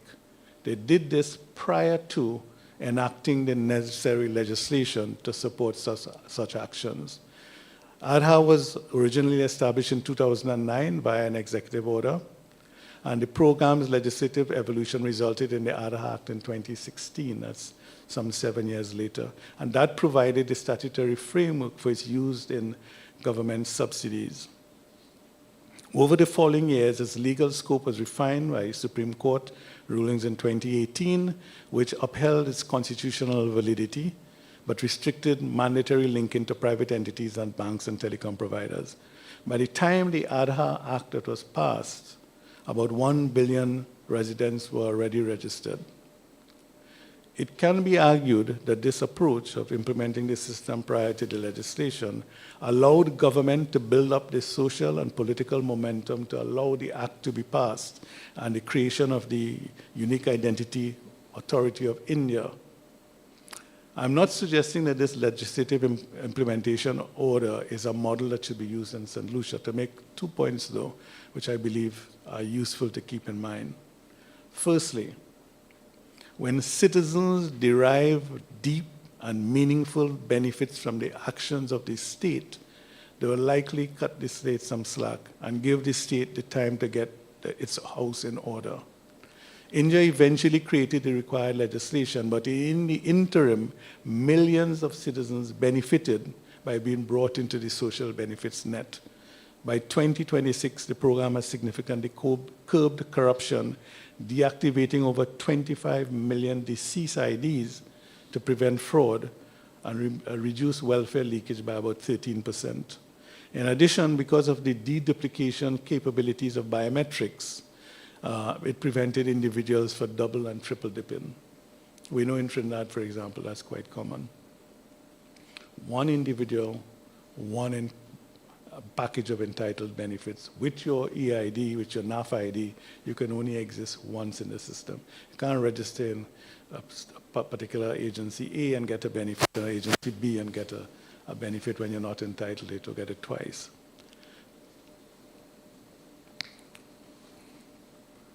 It is my view that the policy and legislation and regulations must evolve quickly in parallel with the rollout of the NAF.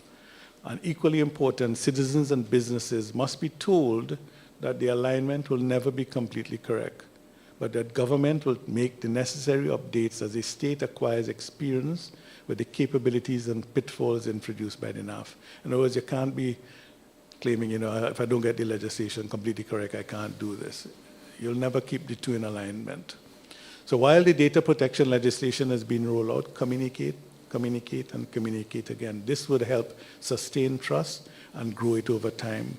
And if the utility of the platform of e-services continue to grow with the expansion of the NAF to the private sector, the support of citizens will likely expand. In essence, the greatest inter-agency transactions that cause citizens and businesses the greatest pain and create end-to-end e-services that do not require human interaction is the way to go. Focus on those and you'll get citizens to buy in.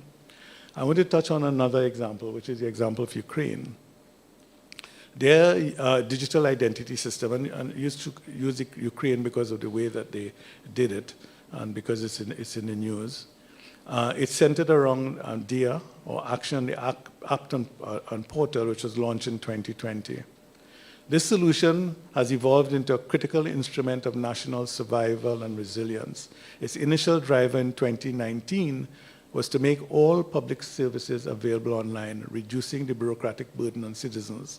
Its evolution was driven by a mobile-first design philosophy, as smartphones were more accessible than computers. After 2022, the system became a digital lifeline for millions of internally displaced persons and refugees. As of 2026, the system has 22 million users. New e-services can be rolled out in less than 3 months using the backend, with business registration taking as little as 20 minutes. DIA provides a mobile consulate for the millions of Ukrainians living abroad, ensuring they remain connected to the state. It enables digital passports to have the same legal standing as physical ones, and enables biometric signatures to allow citizens who are living abroad, and a substantial amount of them would have had to leave because of the war, allows them to sign legal documents, open bank accounts, and register businesses in Ukraine without ever having to come back into the country, because they can't. Their homes don't exist. Ukraine's EID success is anchored in bold legislative and technical frameworks. The DIA legislation followed a deliver first, legislate later strategy. Rather than waiting for years for a comprehensive national law, the government launched the app as an experimental pilot project, using its success to build the political momentum needed to pass landmark permanent legislation. And this technical backbone is based on Estonia's X-Roads, which enables secure data transaction between state agencies or registries without storing data on a single central registry. Its infrastructure is cloud native, allowing the data to be moved to secure servers outside of Ukraine so that the state remains operational even during physical conflict. So by having it on the cloud, it's easy to move. The solution was built out like a tech startup within government with limited funding to build and roll out. So they basically built and roll out a minimum viable product and then scale based on user feedback and uptake. In the Ukraine's case, growth was built by utility-based incentives by providing a small grant to encourage vaccination that you could only access through the app, and providing monthly state financial support to refugees living abroad. Ukraine is now exporting the DIA as a box to countries seeking to create resilient digital infrastructure. It allows citizens who reside abroad to manage property, vote, for example. So I wanted to just touch on a little bit on the issue, and you would have seen the slide before, on the issue of trust.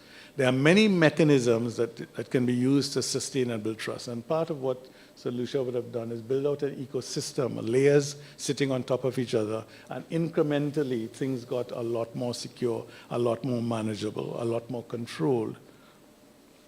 There are many mechanisms that can be used to sustain and build trust that can be used by Saint Lucia.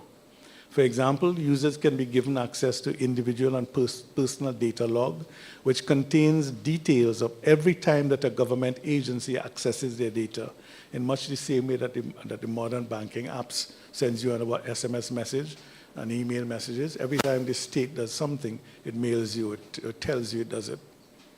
Another popular mechanism is simple, unambiguous notifications to citizens.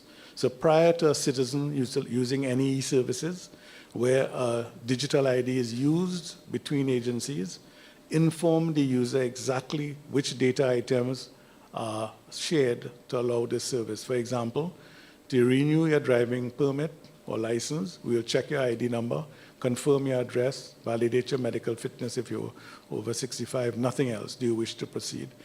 Preempt the data privacy concerns proactively. And for those citizens who decline electronic delivery, maintain a physical option of coming to the office and doing it in person. But it's more time consuming, but either way, cost savings will accrue to the state, either shorter lines in the counter, people doing it electronically. Low-cost online pulse surveys can be performed on a regular basis at a digital service journey level, and sharing the results of those surveys publicly. Right? Address any user privacy concerns immediately as a matter of priority. And perhaps annual third-party conduct of a privacy impact assessment of the NAF platform, which is shared on the public, will assist in building trust. I suggest that transparency about flaws in the long run will be more effective as a tool than suggesting to users that the NAF platform is flawless. What about the safety of your personal data from natural disasters, etc.? And it's a good thing that digital resilience is pillar of Saint Lucia's strategy. So while physical files can be lost, ID cards can be lost, the NAF infrastructure is robust, decentralized, it's hurricane-proof citizenship. In the event of a disaster, you can continue to do business with the state and receive services because your identity is not tied to a file or a desk in a building, and it's secured by global encryption standards. What happens if someone hacks into your account? And this is where the two-factor authentication, which you're familiar with, where they need to have your mobile phone and your access codes. So not different from what the typical bank does. But security is a continuously evolving strategy, and you need to keep adding more and more layers as you go along. I want to present another business case, which is the one of Maldives. The Maldives has around 528,000 citizens. This is an island state in the Pacific with about 1,200 islands, and it's undergoing an ambitious digital transformation centered around its platform, EFAS. Like your ID, the Maldives system is designed to act as a single source of truth for its citizens across its dispersed island geography. It's designed to deal with rising sea levels. 80% of the country is less than 1 meter above sea level. So citizens' records need to remain safe even if the physical island is flooded. And it must support if you need to move people to a bigger island or higher island. As of early 2026, approximately 80% of the population over the age of 10 has enrolled in the system. Its mobile app uses biometric verification, face matching, but I think in their system the face is stored, and multi-factor authentication to allow one-tap or passwordless logins via QR codes, similar to what Marlon is alluding to. It integrates 17 government agencies, digitizing services that were previously manual and paper-based. It's now moving in this year to integrate MasterCard payments directly into the national ID, which will allow citizens to use their ID cards for government services and financial transactions. It's now modernizing its legal structure with its digital identity bill sometime in 2026. So I'll just skip ahead and shorten this a little bit. So as Stephen Covey, the author of the 7 Habits of Highly Effective People, noticed, trust is the glue of life. It's the most essential ingredient in effective communication. It is the foundation principle that binds all relationships. It's hard to obtain, but easy to lose. By all accounts, St. Lucia is starting from a high trust position, but must work hard at retaining and growing citizen trust and business trust. And I would like to address the public officer directly. It is not unreasonable or even surprising that you may silently harbor a deep fear that automation in general, and enough specifically with its ability to create joined-up government, will inevitably lead to job losses, and in particular, your job. You may be even vocal about such fears. And when you throw in AI in the mix, as it inevitably will, and Marlon would have alluded that that's going to be added, this fear can grow out of control. You may feel the need to offer passive resistance to NAF's implementation. Just don't support it, but pretend that you do. I believe that such resistance will be equally effective at reducing the benefits of the NAF, as will the loss of citizen trust. So it's not a desired outcome. So let's examine what the NAF will actually do for you, the public officer. It will remove the mundane aspects of your job and your daily work activities. It will reduce the tedious paperwork. It will break the data silos between units, departments, agencies, and ministries. It will result in less paper files, cleaner desks, better physical work environments. But most importantly, it will free up your time and give you the space to focus on the interpersonal and emotional intelligence aspect of your job. That is, treating the citizen who may be in distress or in a hurry and who is standing in front of you with the sensitivity that is appropriate to their particular need at that point in time. That stressed out mother from Vieux Fort that I mentioned at the start, who you had to send on a chase to get a certified copy of a document to go somewhere else, sent to join another line, creating work for another public officer, lengthening another queue. You not even have to get up to make copies of documents or trying to validate date of birth, address information. You will electronically offload personal responsibility for document validation to the NAF, not dissimilar to what a bank does when it takes a machine to check the cash. You don't have to look at it and see it's a fake counterfeit bill. Because I will say to you, in a lot of instances, if you get a birth paper, I'm not sure what exactly you're checking if you look at a physical document to validate it's not a very, very good copy. We know that NAF will shorten queues, ease the stress of front office service delivery, leading to a calmer work environment. It will allow you to meet unmet service demand, reducing the processing time for complex transactions. You, the public officer, can focus on quality of service.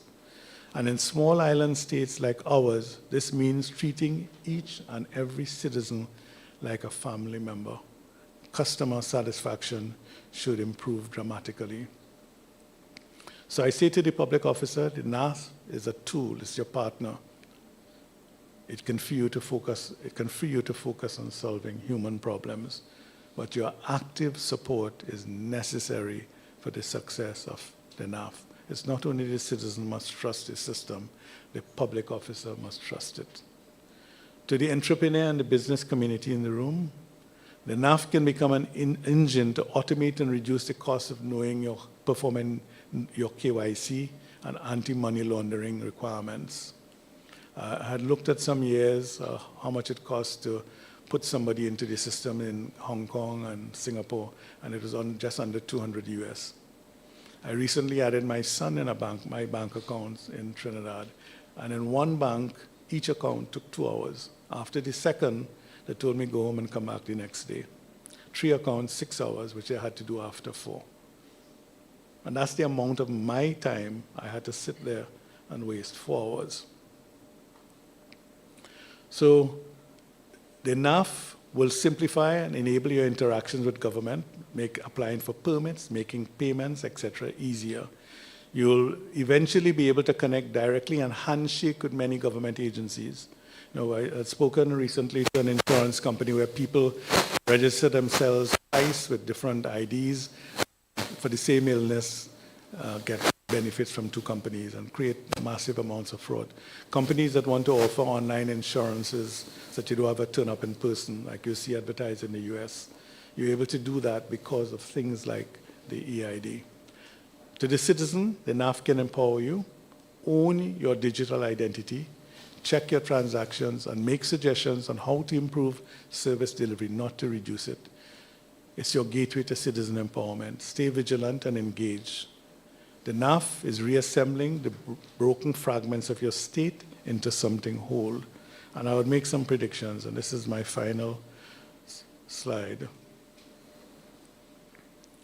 Saint Lucia will, in 2030, because of today's launch of the NAF, become a regional leader and perhaps a top 50 global ranking in the Business Ready Index.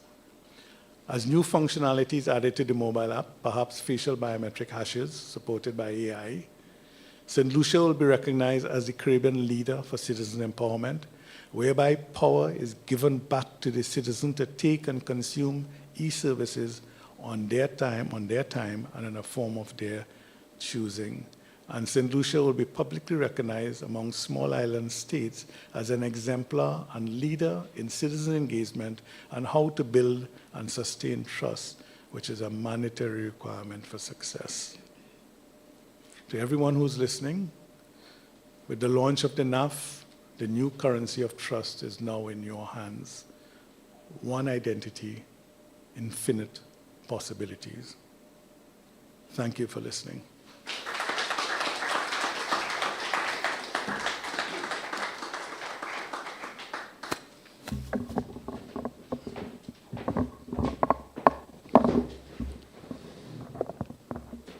Oh, I see my director has walked into the room. No, I saw you. So let's give a round of applause to our presenter.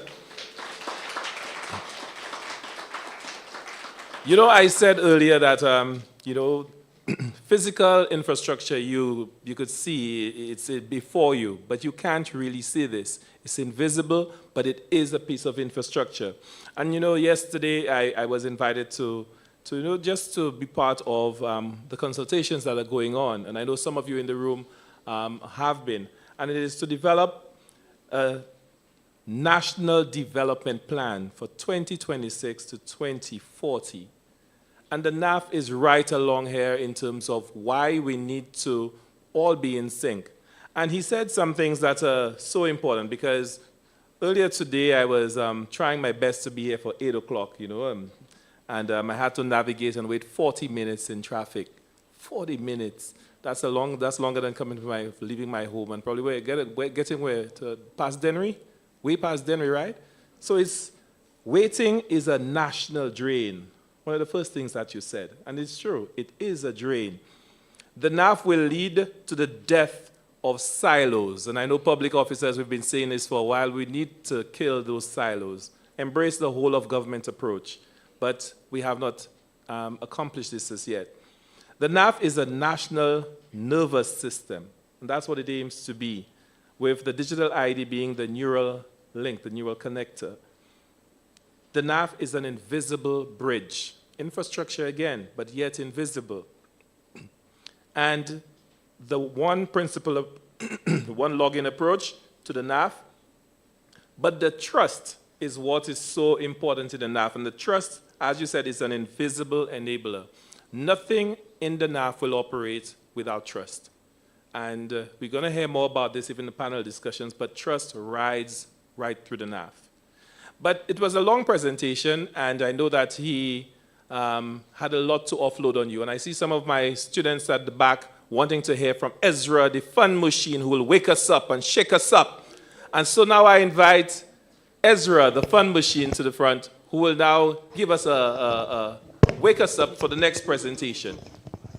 Round of applause for him, please.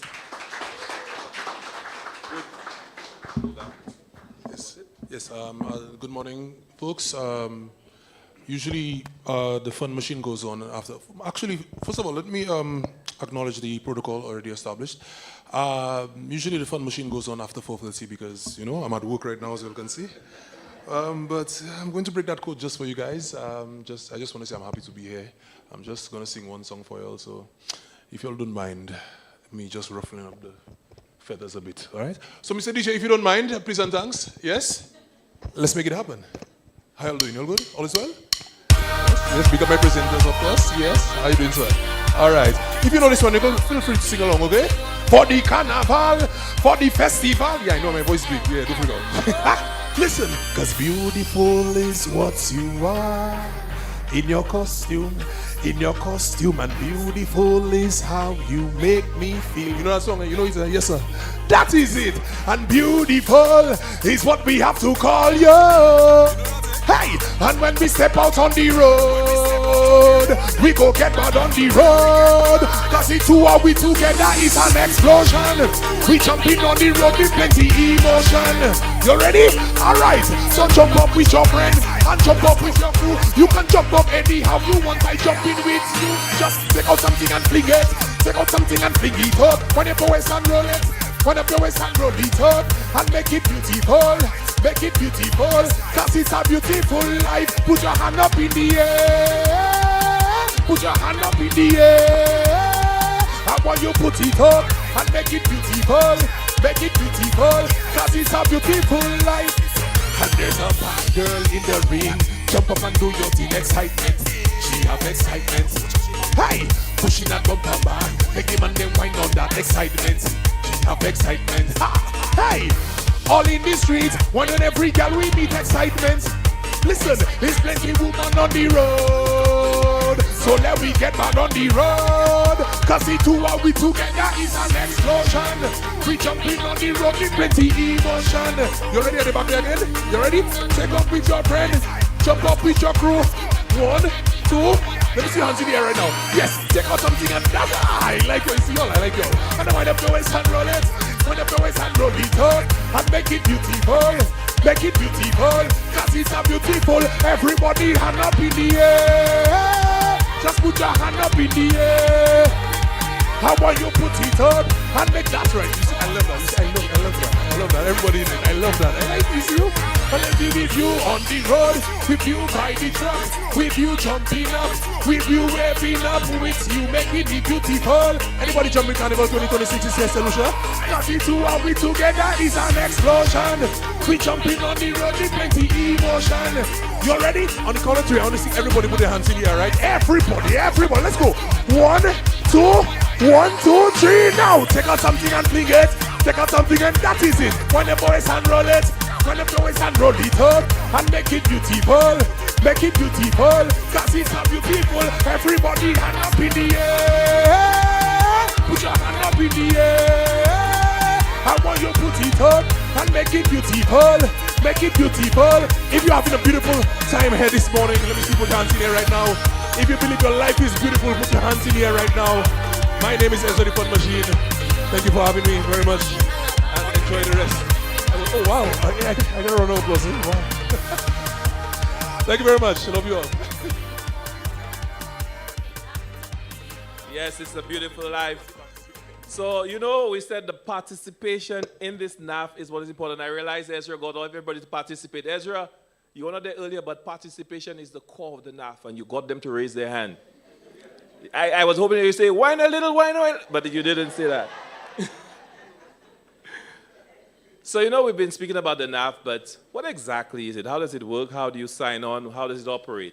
So, I'm going to call on, for demonstration of the NAF process, Mr. Jonathan Kodra, the ICT Project Manager, Division of Public Sector Modernization.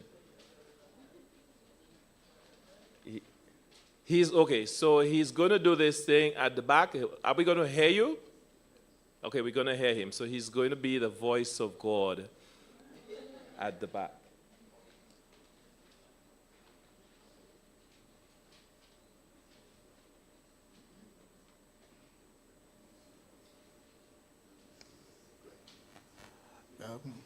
Ready? Yeah. Good morning, everybody. Let me just say thanks for everybody taking time to join us today. Let me acknowledge all protocol established.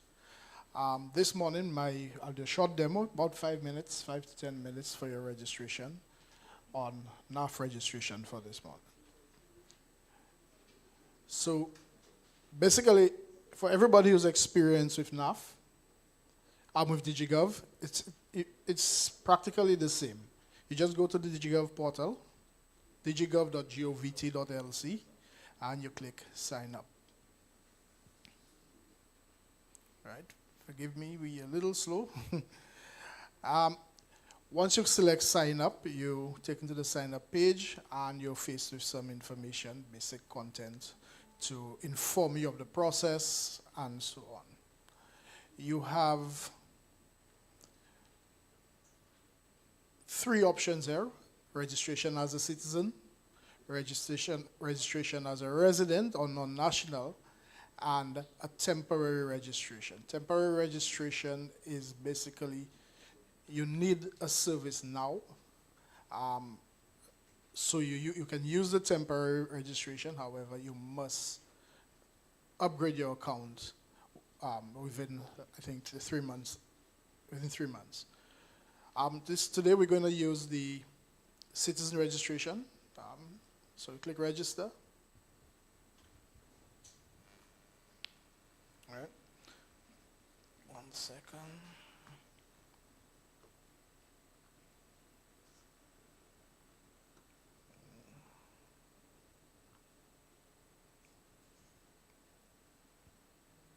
All right. Once you click citizen registration, it gives you some instructions on how to register for National Authentication Framework. It takes approximately 5 to 10 minutes, the time you expected, and the processing time for the application. It's 24 working hours, and the reason for this is that the data you enter will be validated against other systems. You will have a team of persons who review that data, verify it is consistent with the key databases, especially the electoral database, before it's approved. So we'll do a complete registration from a new DigiGov user. When registering, there are a few things you can expect.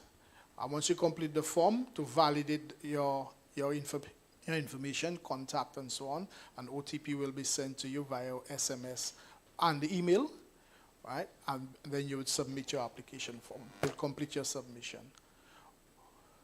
So I will use, sorry, 992.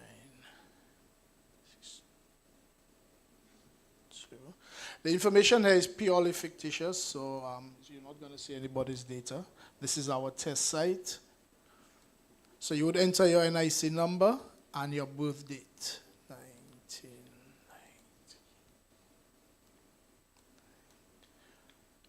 Right. And that information will be validated against the electoral database. And once it is validated, it will pull some basic info into your application form. That info cannot be changed because it comes from a verified source, which is the electoral department. So if that information is incorrect, you will need to first go to the electoral to rectify that information. Right. So it's pulled your name as found in the electoral database, your nationality, your NIC, your gender, and so on. Date of birth. Right, so you can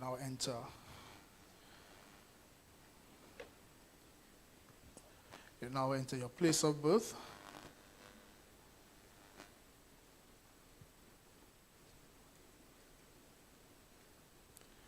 Your citizenship by birth, naturalization, investment, occupation. Select. Right. Civil status, married, widowed, divorce, etc. Your contact number. So what is necessary for registering for NAF? You need a working mobile number and a unique email address.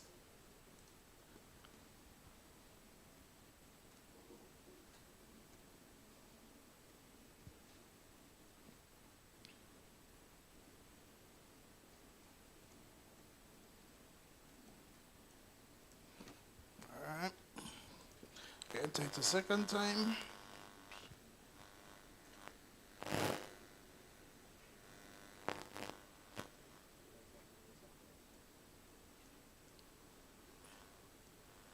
Right. Then you select your notification mode. I use both email and SMS because you will be getting some information, your NAF certificate and so on via email as well. Right. Your permanent address.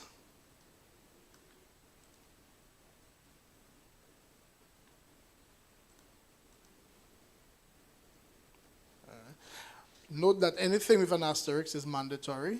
If you're an overseas citizen, no. Your communication address, same as above. I can click yes, or I can enter a separate mailing address. Family details, again, all this is to ensure that we can validate your information. Right? Right. Your NIC details. Again, as pulled from electoral, your electoral ID. Any bit of information that is populated in the identity card details tab, you must provide supporting documents. If you have a driver's license, the system will automatically pull that information that is referenced to your NIC into the application form. You can enter your passport number, but you would definitely have to submit a copy of your passport again for verification and validation. Right? If you input your ID or tax information, again, you would have to input those details. Right? So I could just PPT 1, 2, 3, 4, 5, 6. Issue date. Oh, sorry.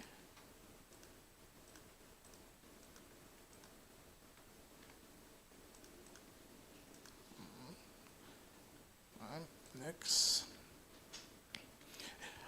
You can enter any comments you want there. It could be whatever, maybe something specific to your application, or you could leave it blank. It is not a mandatory field. Click next, and then you now need to upload the required documents. A passport size photo,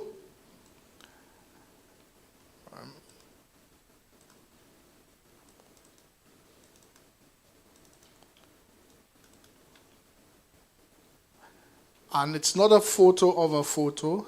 We'd recommend using the same type of photo you would take for your visa application or your passport.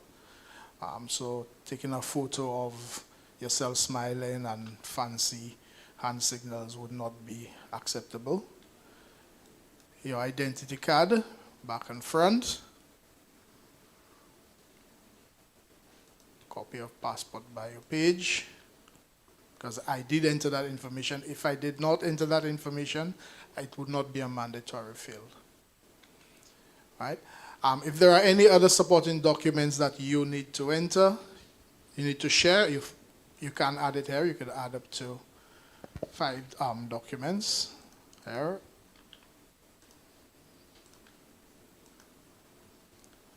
You select next. Then you have your user consent. So we will be validating against other systems, other data sets.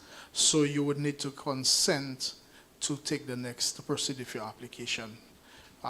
This gives us the ability to validate and share that data, well, verify that data across other systems.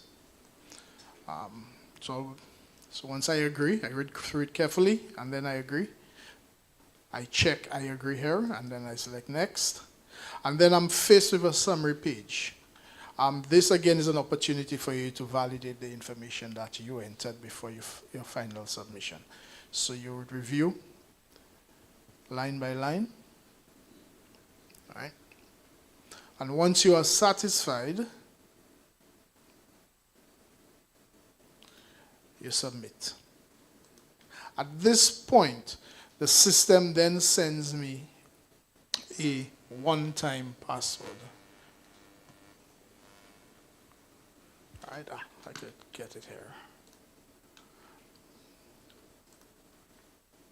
All right. It is so.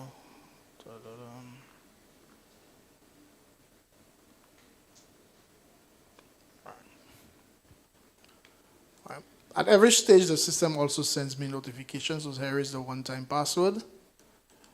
Copy. Paste. I have 5 minutes to enter that one-time password. If it expires, I can resend it. I select Verify OTP. Right. At this time, your application is submitted. And so an officer now will take the next steps in verifying that application. You're also given some summary information. Again, at every point, we try to inform you, the user, as to the next steps, what to expect, and so on. Once you completed, select OK, and it takes you back to your home screen page, and within 24 working hours, you would get a notification.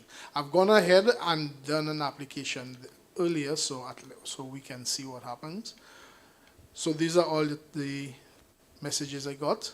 But once your application is approved, you get 2 notifications, right? So you get the first one with your username and password.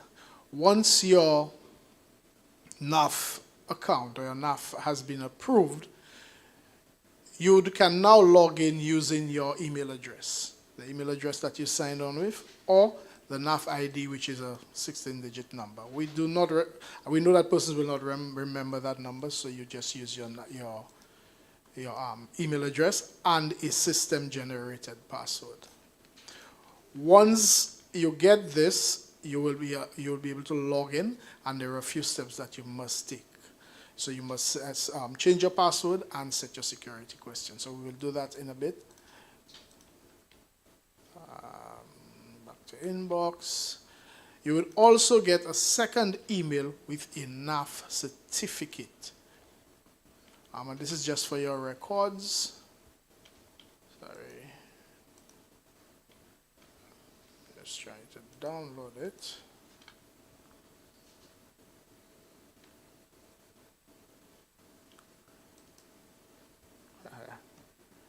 Doesn't look like he wants me to download it.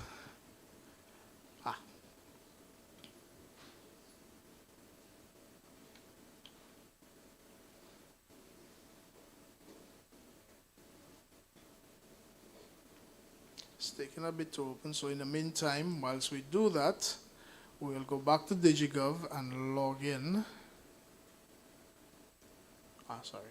The UAT. So we are using the test site, so I would go now log in. See if it's open. It's taking some time, yes.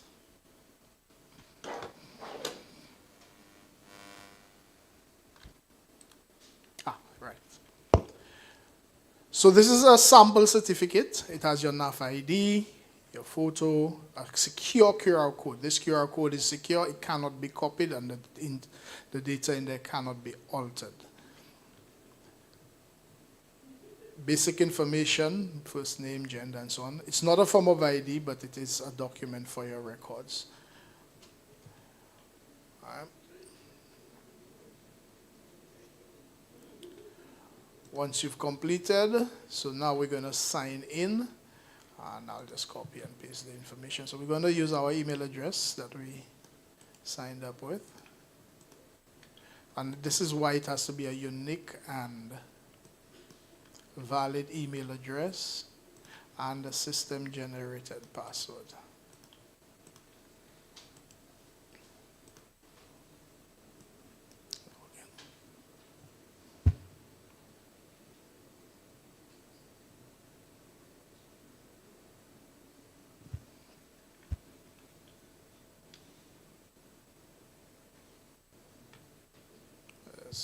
Bear with me, please.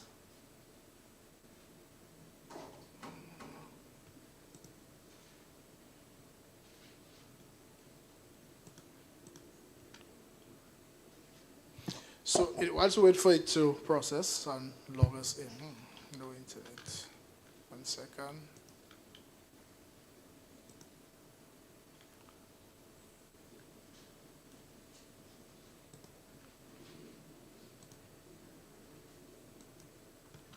I think we're having some connectivity issues here, but once you log in, the first step would be to change your password. You will be required to put in a unique password. It is 8 characters, and it must have at least 1 capital, 1 symbol, and 1 uppercase letter.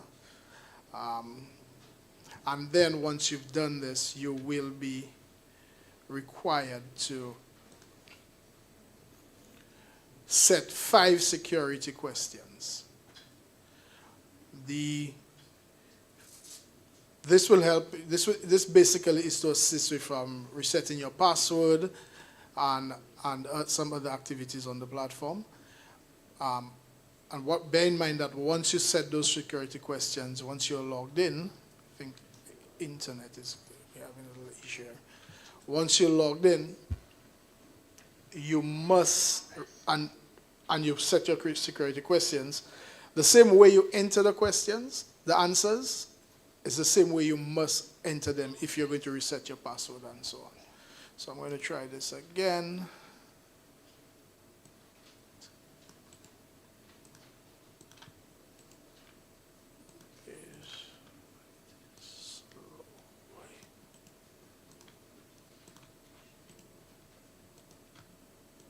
Let's try this again.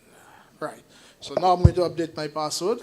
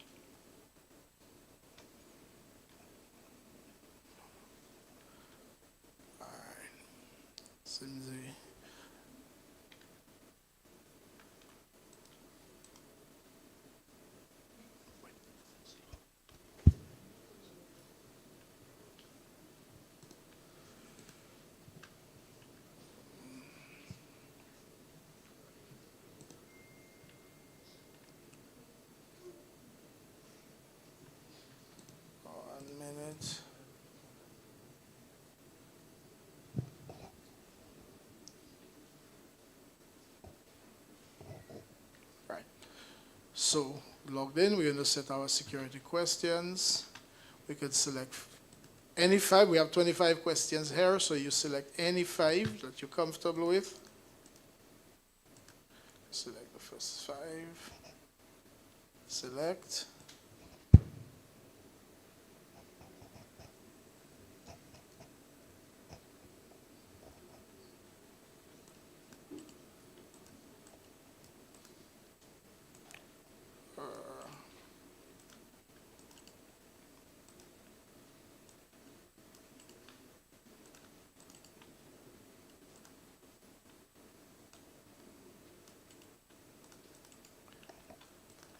And these questions must be memorable to you. The answers would be unique to you.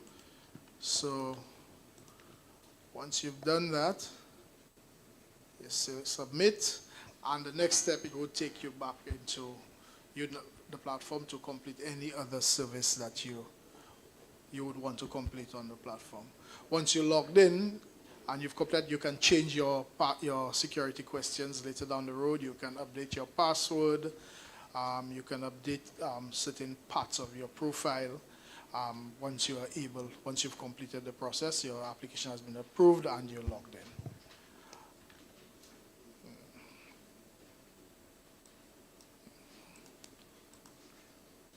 Okay. So I think we're experiencing some network issues here. But this is the basic login process, registration process, sorry. And it's quite simple, 5-10 minutes max in doing the application, and once you're approved, it's seamless from there. As we progress, we will be incorporating in the coming weeks your 2-factor authentication, so expect that once you try to log into DigiGov in the next couple of weeks. Thank you.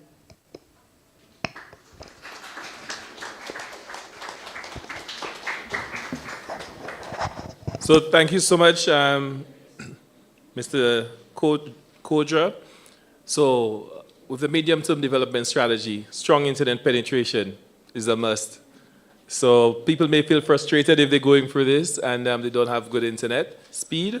So I know that's something that we're working on. I know that's also on Marlon's door as well, so make sure that we have that penetration for internet speed and internet access.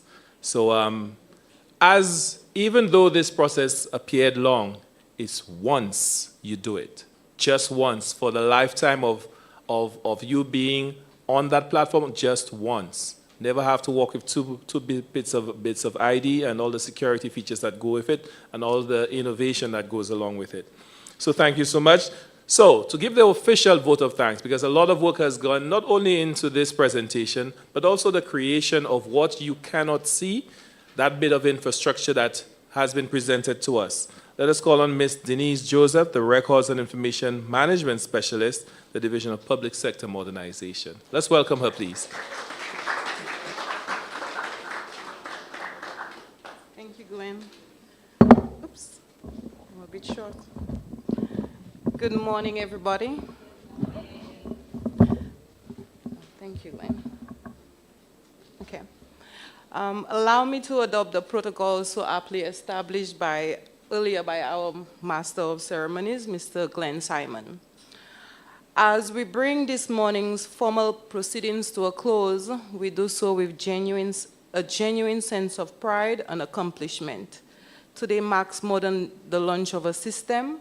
It marks the strengthening of trust in how we serve, how we protect, and how we empower our citizens in an increasingly digital world. Initiatives of this scale and significance do not happen by accident. They are the product of clear vision, disciplined execution, strong collaboration, and decisive leadership. I wish to extend sincere appreciation to our Honorable Minister, Stephenson King, and the Cabinet of Ministers for your strategic foresight and steadfast support. Meaningful reform demands conviction, clarity of purpose, and sustained commitment at the highest level.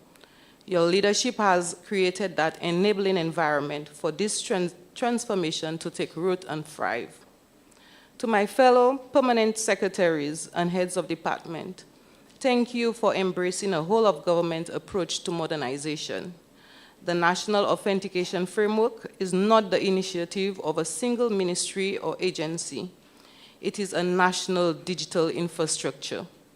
Your partnership reflects a shared commitment to the integrated, citizen-centric public service delivery. To the Department of Public Service, to the staff of the Division of the Public Sector Modernization, to our Service Bureau agents, our support staff at 311, our technical team, our development partners, our NAF officers, and to Mr. Glenn Simon. Your work has translated policy into secure, functional infrastructure. Through your expertise and diligence, strategy has become reality. You have built a framework that strengthens identity assurance, embraces security, and positions St. Lucia to participate confidently in the global digital economy. I wish to also recognize our DigiGov partners, the Civil Status Registry, the Registry of Companies and Intellectual Property, the Electoral Department, the National Insurance Corporation, the Royal St. Lucia Police Force, specifically the Traffic Department, and the Department of Transport. Your collaboration demonstrates the power of coordinated service delivery. By working together, we are shaping a seamless and secure digital ecosystem that improves efficiency and enhances the citizens' experience. To our private partner stakeholders, your presence signals confidence in St. Lucia's digital direction. Strong public-private collaboration will be critical as we expand digital services, foster innovation, and unlock new economic opportunities. To our media partners, Choice TV, NTN, and the other media outlets, thank you for helping to inform and educate the public about this milestone. Transparency builds trust, and trust drives adoption. For everyone here in this room and online, thank you for attending this ceremony. I would like to echo the words of the Minister and the Cabinet Secretary at this point to say that transformation does not conclude with a launch. Transformation requires participation.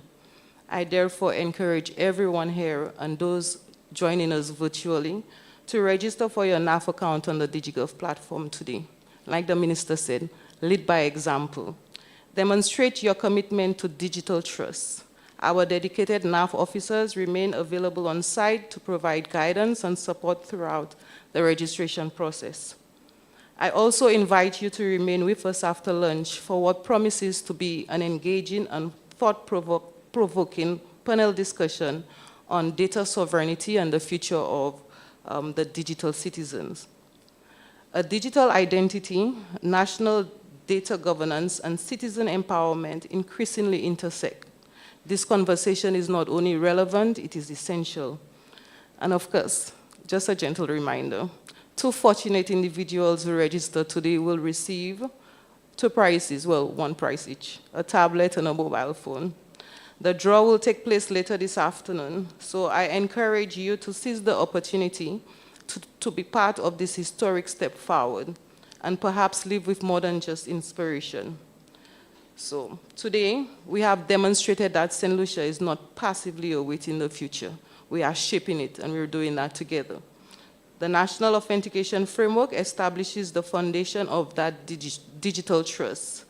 From this foundation, we will continue to integrate services, strengthen our cybersecurity, and deliver public administration and services that is efficient, effective, secure, responsive, and truly citizen-centered. Thank you for your presence, thank you for your partnership, and thank you for your commitment to building a modern, resilient, and digitally empowered St. Lucia. And I do want to recognize again the Music Hub, the choir, the Castries Comprehensive School Choir.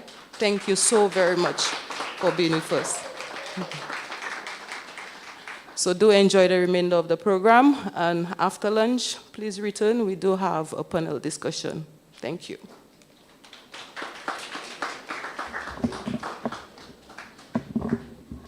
You know, I was about to say before you came on that I trust that you will feed us.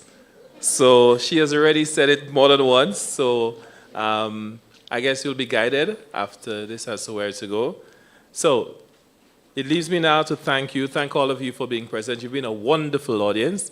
This has not been a simple, visible activity. As I said, we have to trust that the infrastructure is there to back it up and all the work that has gone into it. So see you on the other side after lunch. Thank you very much. This has been the official launch of the National Authentication Framework. Thanks again.